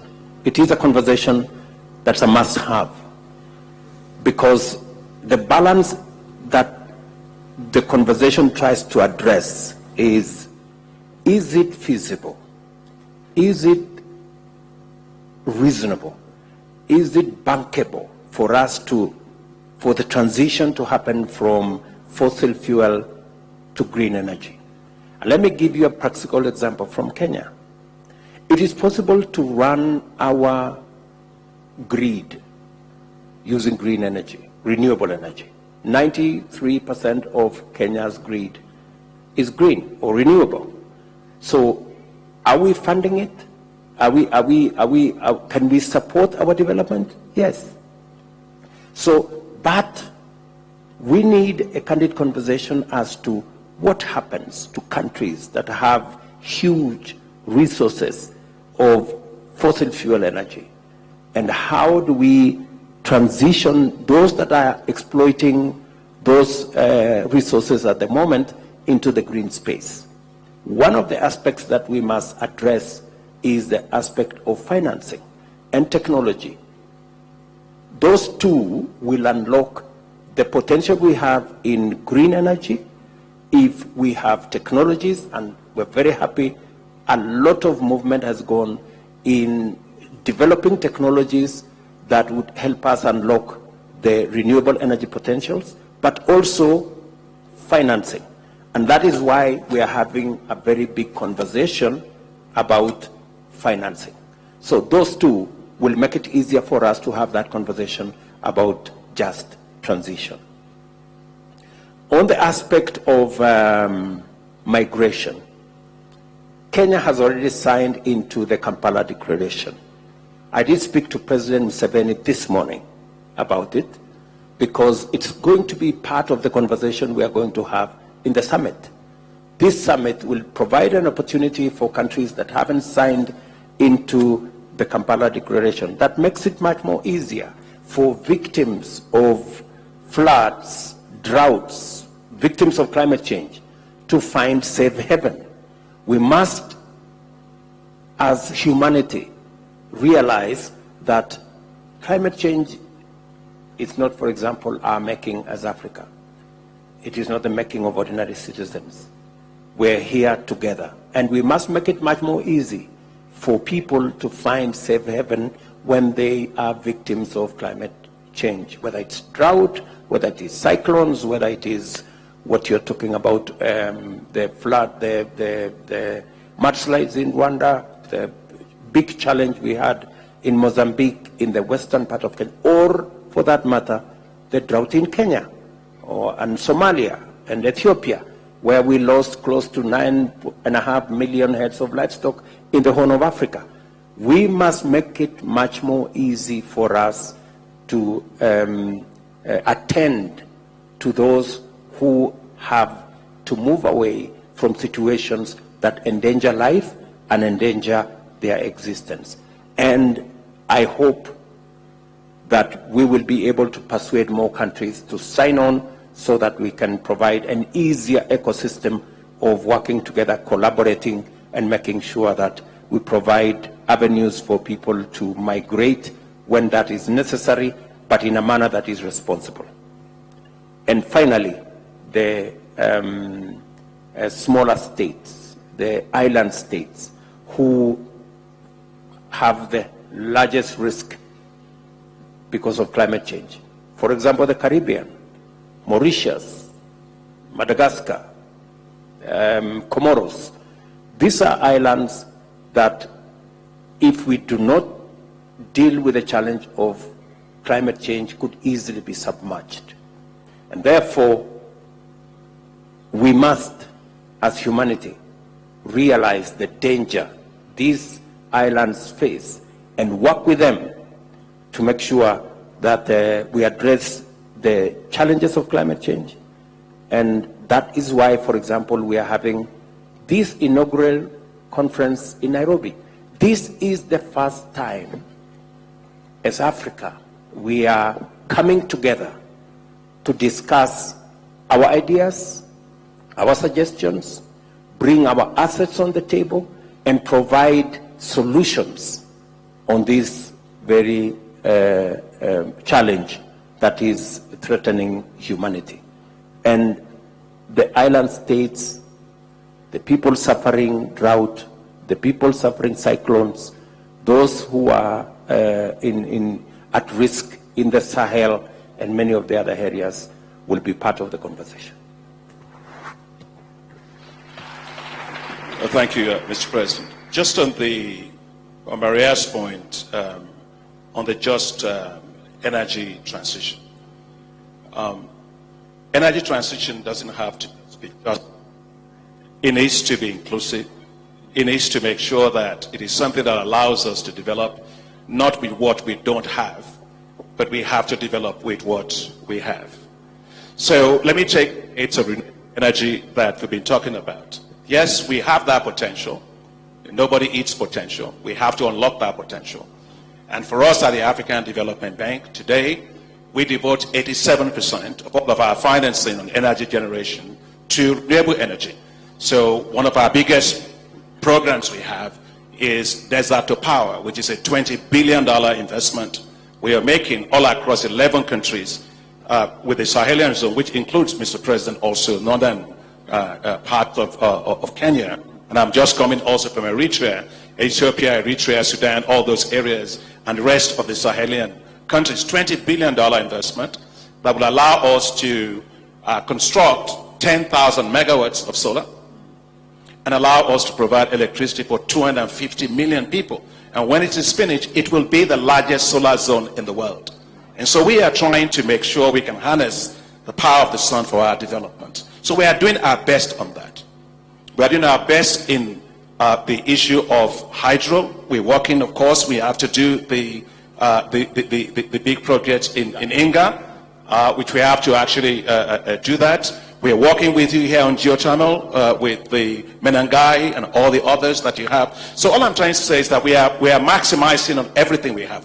But there must be realism. We cannot power African economies only on renewable energy. Look, today, so we should move away from ideological stuff and be practical. Europe is buying gas all across Africa. Why? Because they have to stabilize their grid. In Africa, I'm looking at, even in Kenya, you had power cuts because of the variability of the power. Other countries have power cuts because renewable energy is highly variable. Now, we need it, but we need to have stable grids to run industries, the kind of industries, Mr. President, that you are talking about. So that means we don't have nuclear. The only thing we have is gas.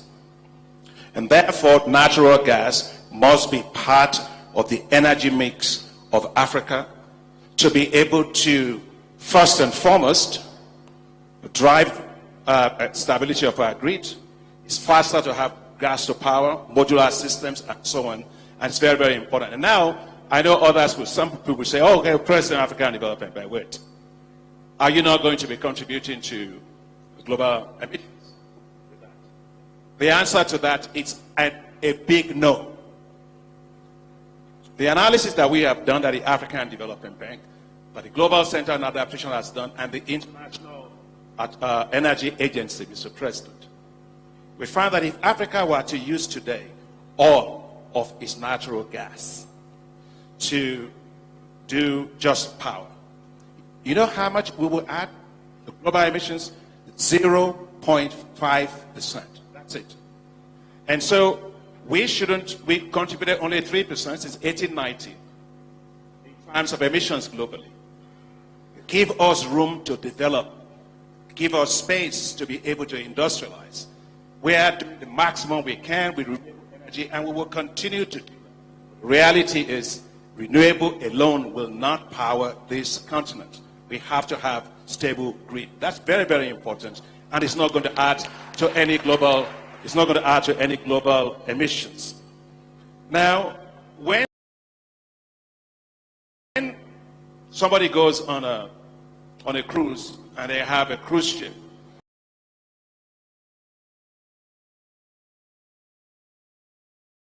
so you go from one room to the other, you play basketball, you play this and so on. The cruise ship, Mr.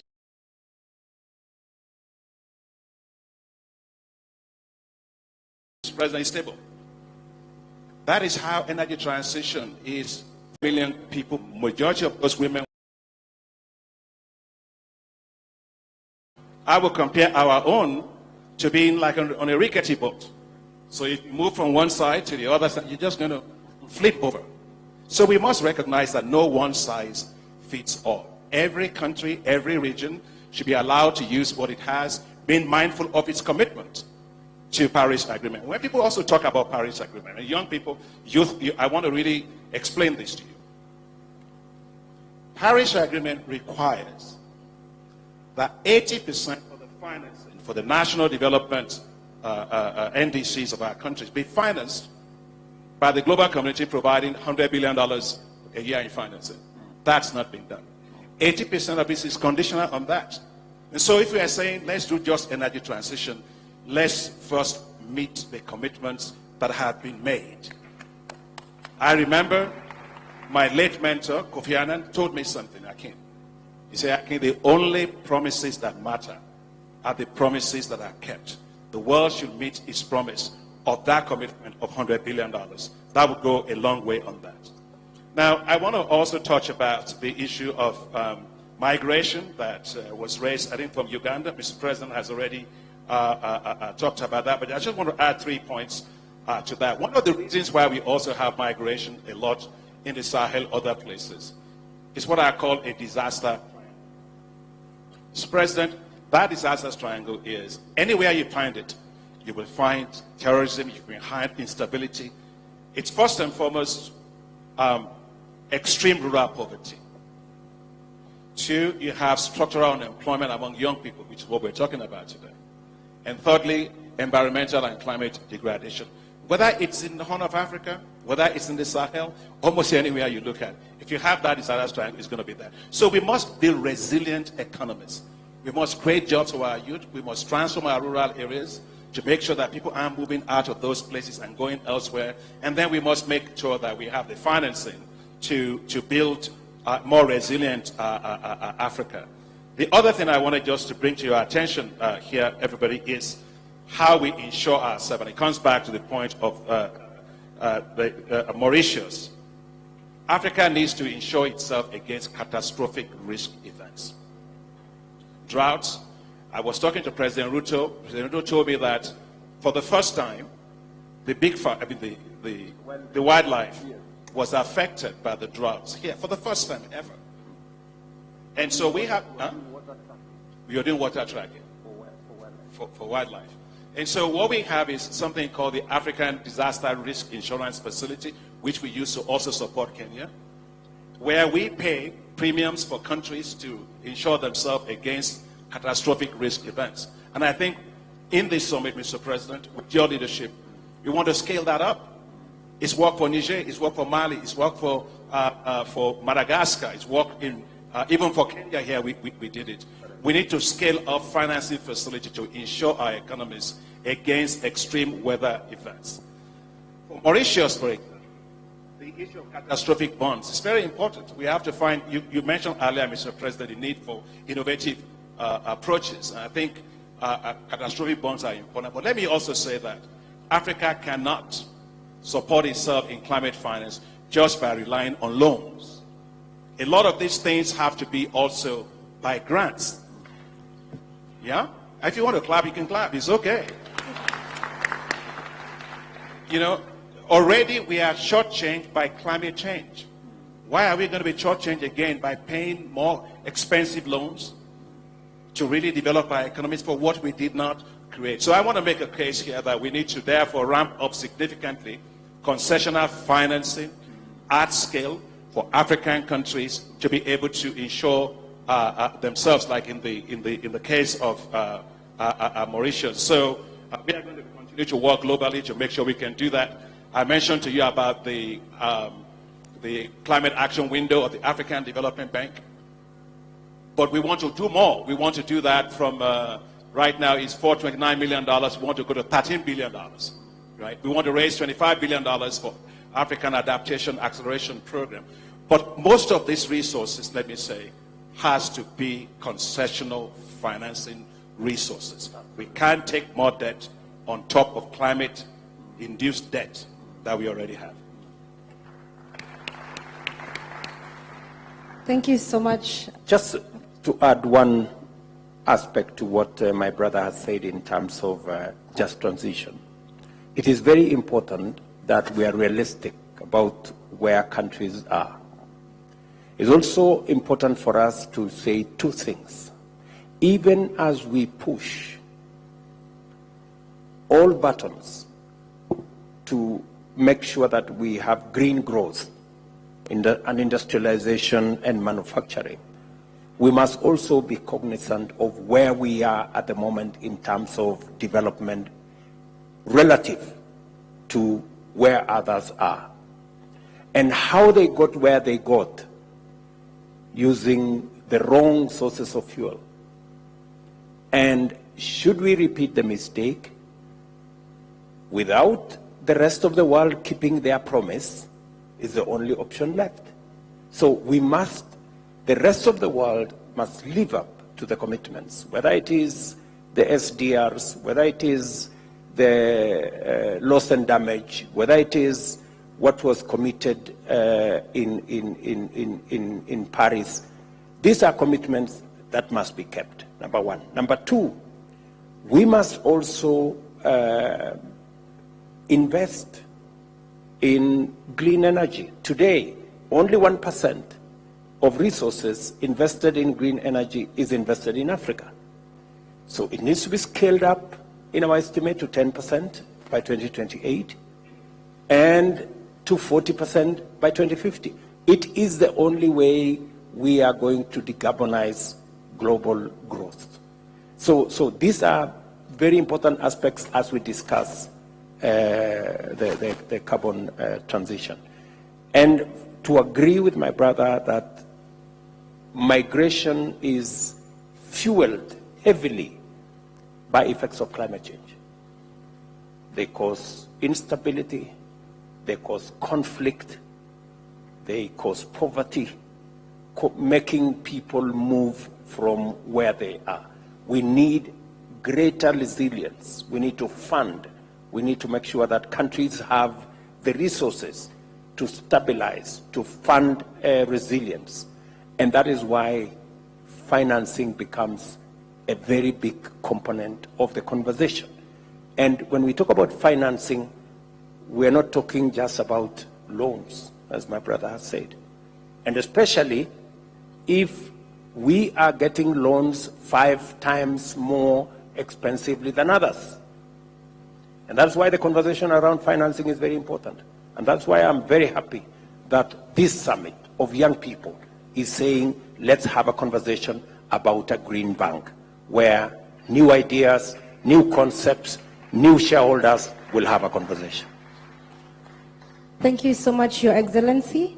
And I'm aware time is not on our end, and we have so many questions in the hall that we would wish to have you all day and possibly have an extra day of the assembly. But with your permission, Your Excellency, I'd like to combine your closing remarks with the Nigeria question, and we also have children in the room, so I'd like to also acknowledge Natalie and give her a few seconds as well to pose the question for the children that we combine with the closing remarks. Nigeria and Natalie. All right. Hello, good afternoon. My name is Balkis from Nigeria, and I'm a farmer just like the president. I'm a pepper farmer, and I'm hoping that would collaborate. Pepper goes a long way with chicken. I'm the co-founder of Grow Public Farms, and I currently serve on the Youth Advisory Panel at the Global Center on Adaptation. And my question is actually coming at the right time when we have been talking about financing, effort, and whatnot. My question to you, Mr. President, and I'm glad that we have Dr. Okay, thank you. And I'm glad that we have Dr. Akinwumi Adesina on stage also. In Africa, we are known to commit a lot.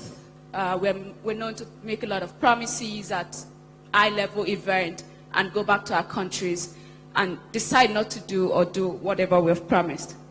So my question this afternoon to you, Mr. President, is how are you, as an admirable president that is so passionate about climate change, and how do you think other African leaders, our presidents in Africa, right, can be more accountable towards their commitment to climate promises, especially on budgeting and financing, that goes into their climate efforts back into their country. So recently we have seen a lot of countries making a lot of commitments and going back and pushing a lot of budget into it, but there is no action that we're seeing. We're just seeing write-ups, we're just seeing words coming out of these leaders. So how do you think that as a leader we can hold you accountable for all of your promises, especially the finances that goes into them? Thank you.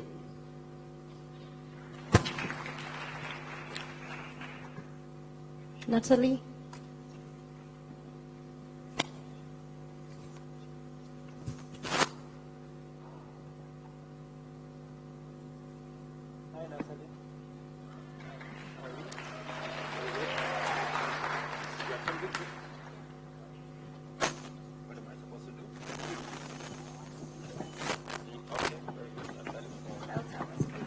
Okay, you have a speech. Go ahead.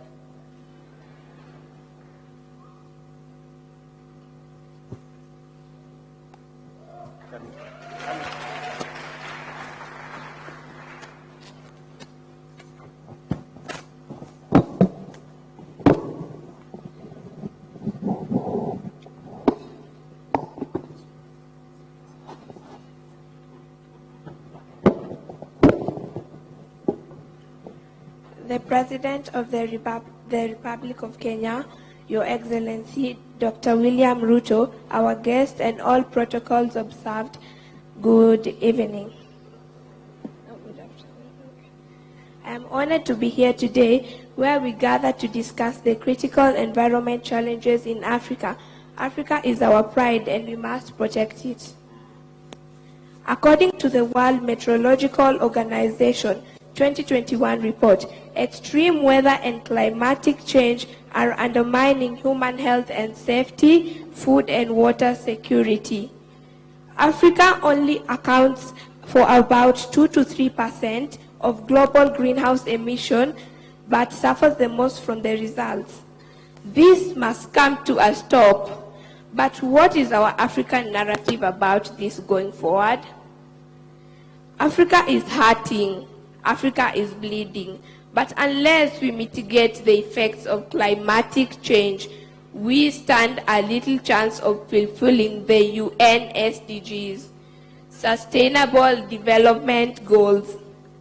One thing to stop global warming is the need to stop opening burning of waste for clean oceans, poverty reduction, increase in food security, and provision of decent jobs. Then climate change needs to be addressed soon and urgently. Women and children are the most affected by climate change, according to the Climate Risk Assessment Report, and this even gives me deeper concern for our environment. Ladies and gentlemen, our children are our future, and they must be given a front seat in climate solution discussions. I ran a campaign dubbed My Environment, My Responsibility, and this calls for everyone to be a part of the solution to the climate change in any small way, from picking up candy wraps to planting a tree. Climate solutions calls for a collective responsibility, and we must join efforts to fight this matter. I dream of a plastic-free Africa. I dream of an Africa free from fossil fuels. I dream of a green and clean Africa. I dream of a Wangare Maathai's Africa. To achieve all this, we need to speak in a united African voice, formulate laws and policies to protect our continent, and put it in the work to restore our ecosystem. And in these words of Barack Obama, I will say, yes, we can. I'm Natalie Silanchoi, Mini Miss Environment Kenya. May God bless you and may God bless Africa. Thank you.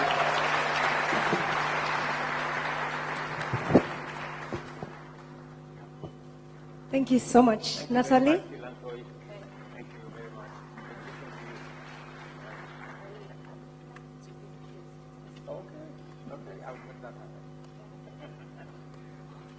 Thank you so much. And Your Excellency, Alamin will usher in your closing remarks with his last question.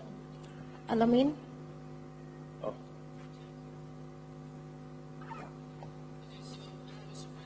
My name is Alamin Ahmed. I come from Kenya. I'm a leader in the Kenya Children Assembly, as well as a child who was part of the Child Peace Summit, which is currently ongoing at Sarajevo, Pan-Africa. And right here is my team of some of the children that we came with. And so our question to you is, what is it that you wish to see after this summit, and what continuity measures are there for the future?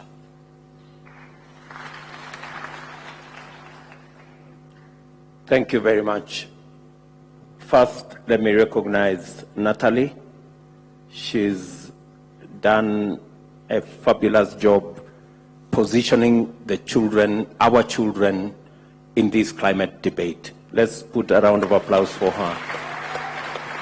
It's very reassuring that our children, Natalie, represented by Natalie here, are here to supervise what we are doing, so that they serve as a constant reminder that they are the greatest stakeholders of our future, the future we are discussing. Let me go back to the conversation about my co-farmer from Nigeria. And she was saying, how do we hold leaders to account? And that's probably a very big subject. How do we hold leaders to keep their promise? And therein lies whether we make progress or we mark time on the same spot or actually regress. Our word must amount to something. Our commitments must amount to something. Our pronouncements must amount to something. And for us to actualize our commitments and our statements and our pronouncements, it takes decisive action. Some of the actions that we have to take are not necessarily popular sometimes, if we have to get where we are going. They are not necessarily sometimes convenient, and they come with huge responsibility and huge cost. My position is that as a continent, to be able to put the people and their aspirations at the center, we must allow the people to make decisions. Elections must count for something. We must stop the manipulation of elections. We must stop the manipulation of our democracy. The people must have the final say. And when the people speak, we must respect their voice. It is the only way we can hold leaders to account, so that when we go to an election, leaders make commitments. If you don't measure up to those commitments, the people must have a say and kick them out. And we must get away from the impunity of leaders that do not respect the voices of people. We must not allow our continent to slide back into military dictatorships because we have failed to listen to the people. We must never allow that to happen. And we must work together as the people of our continent and globally to make sure that we lay a firm foundation where the people's voice counts and makes a difference. So I quite agree with you that leaders must be held to account. For example, in Kenya, there are commitments that I made as president. I said, for example, that we're going to bring down the cost of fertilizer for us to stimulate production. My good brother here, Adesina, gave us $67 million to assist our farmers, bring down the cost of fertilizer, working with others, including the World Bank.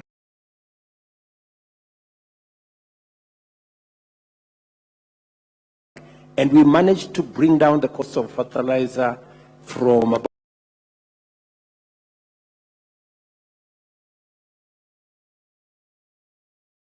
about 7,000 shillings a bag to 2,500. That's a commitment.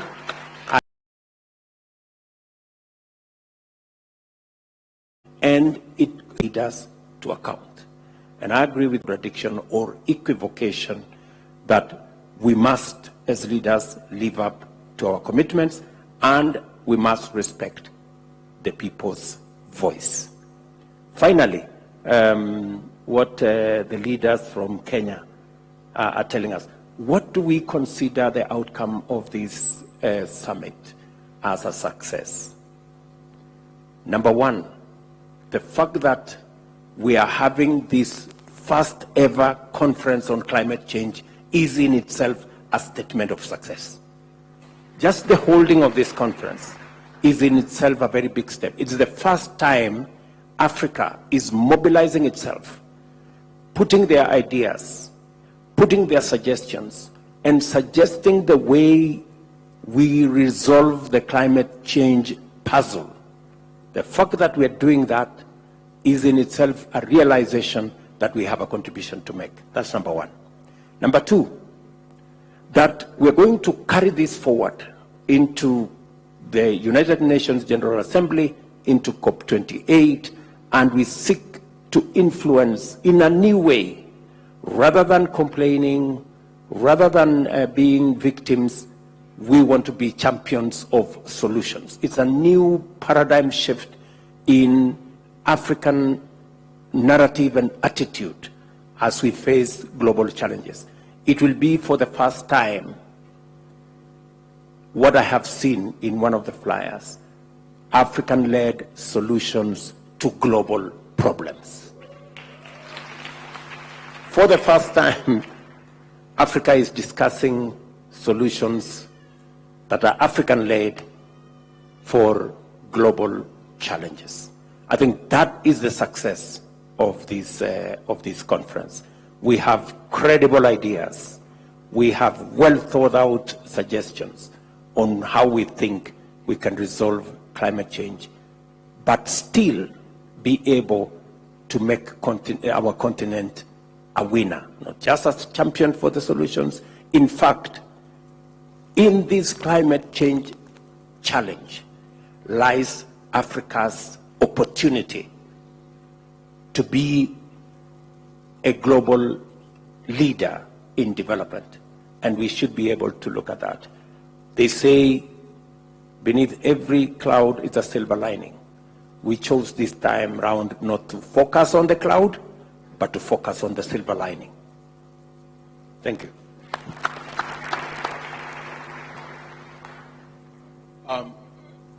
Mr. President, I think you've talked about the issue of accountability.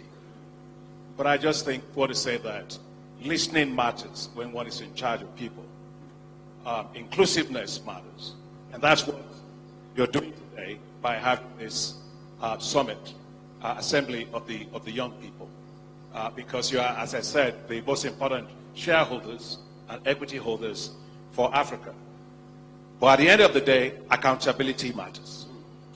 And accountability means that you must be able to match your promises, your words, with your actions, and be held accountable by a way of measuring that. It's not just what we say, it's what we do and how we are measured. And if you don't measure anything, you cannot know whether people are being accountable to what they say. So I think the young people should play a bigger role in making sure that you have a tracking system of all the promises that are being made, of the things that are being said. Because sometimes I have a feeling that we have a megawatt of promises or words, but 0 megawatt of delivery. And so we have to actually make sure there's a monitoring system to be able to deliver on that. I'll give a personal example of how we are pushing ourselves on this issue of climate change. At the African Development Bank, we committed ourselves that we will provide 40% of all of our financing towards climate finance. When I was elected, first elected president of the bank, I said we were going to do that. In 2016, at that time, we had only 9% of our total financing in climate, for climate finance. 3 years after, we went from 9% to 35% of our total lending for climate. Now, this year, we are at 45%, which is way above the 40% that we actually promised. We said on adaptation that we will, UN Secretary General Ban Ki-moon, who I thought he was going to be able to join us today, but he's not. He's going to be here, I understand, tomorrow. That we should all devote 50% to climate mitigation and 50% to climate adaptation across the world, but all institutions. For us at the African Development Bank today, today rather, we are at 63% of all our financing for climate going into adaptation. We have exceeded.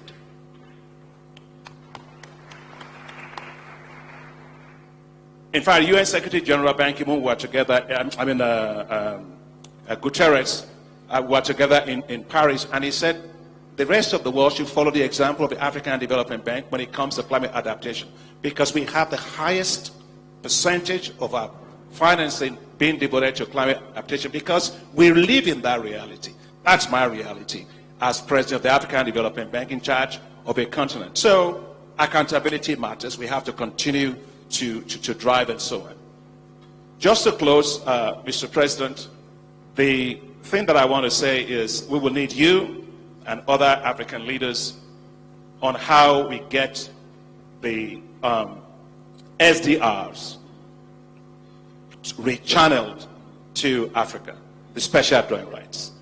Look, we are looking for resources and how we're going to deal with this global, but there's not a whole lot of money hanging around. One instrument, one vehicle that can have a potential transformative impact in solving this problem is the special drawing rights that the IMF had. The IMF issued $650 billion of special drawing rights.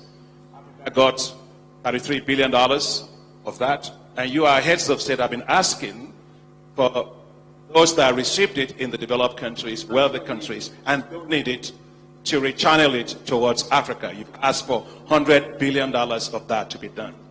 Now, there had been some challenges with that, because we have to make sure that these special drawing rights, and I'm saying this because I want to enlist you as young people in support of this agenda.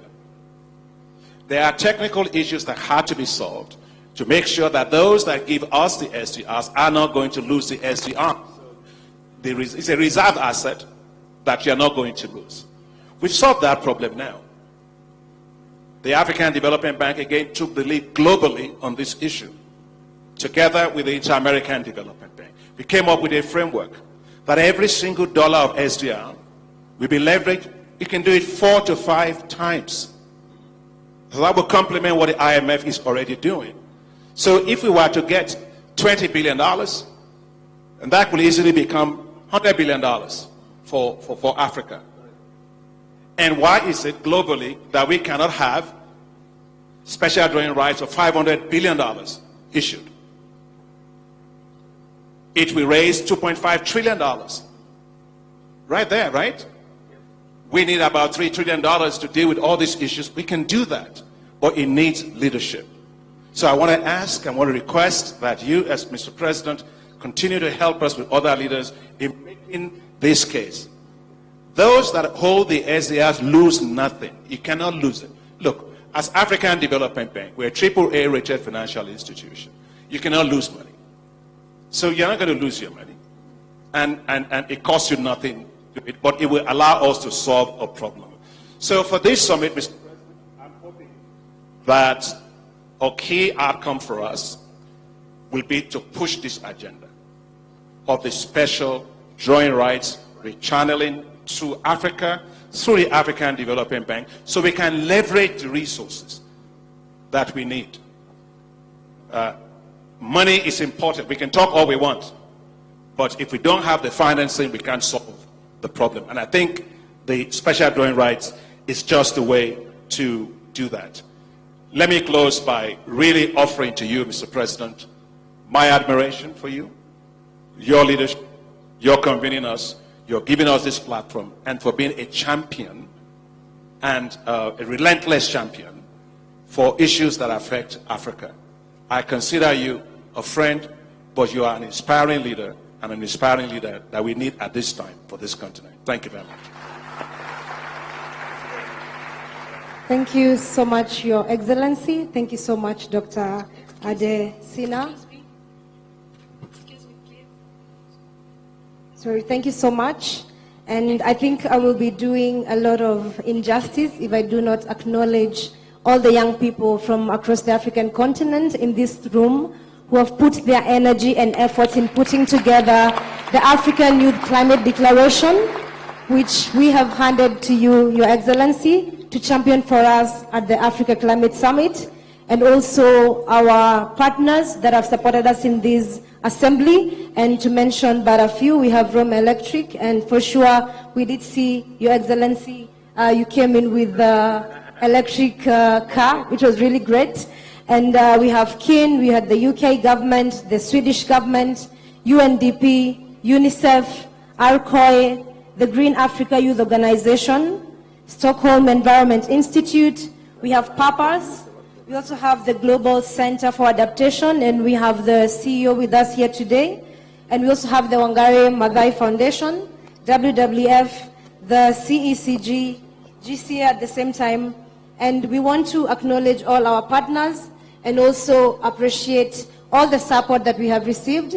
And we also have the Dutch ambassador with us here today, and we're very much grateful for all our partners for the support that we have here today. Let us appreciate everybody for all the support.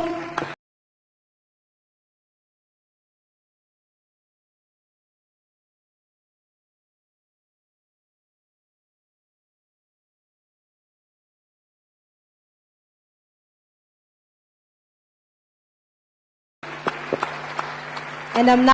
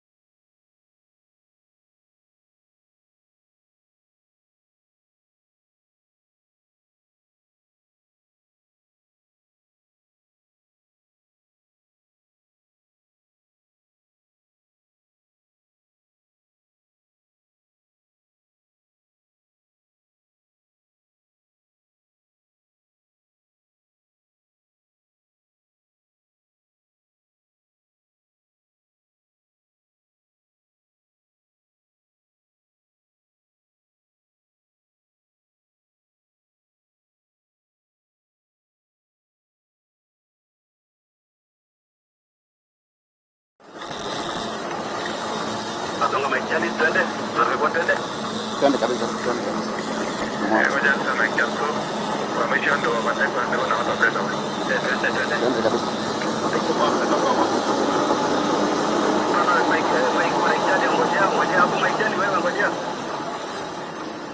Tayari kuja polepole, alafu utapita tukifanya tano.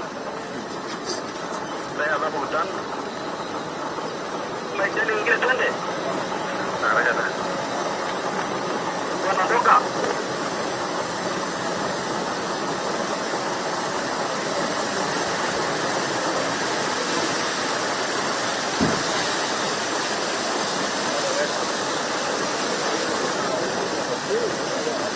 Wewe msonge hapo. Sawa, sawa.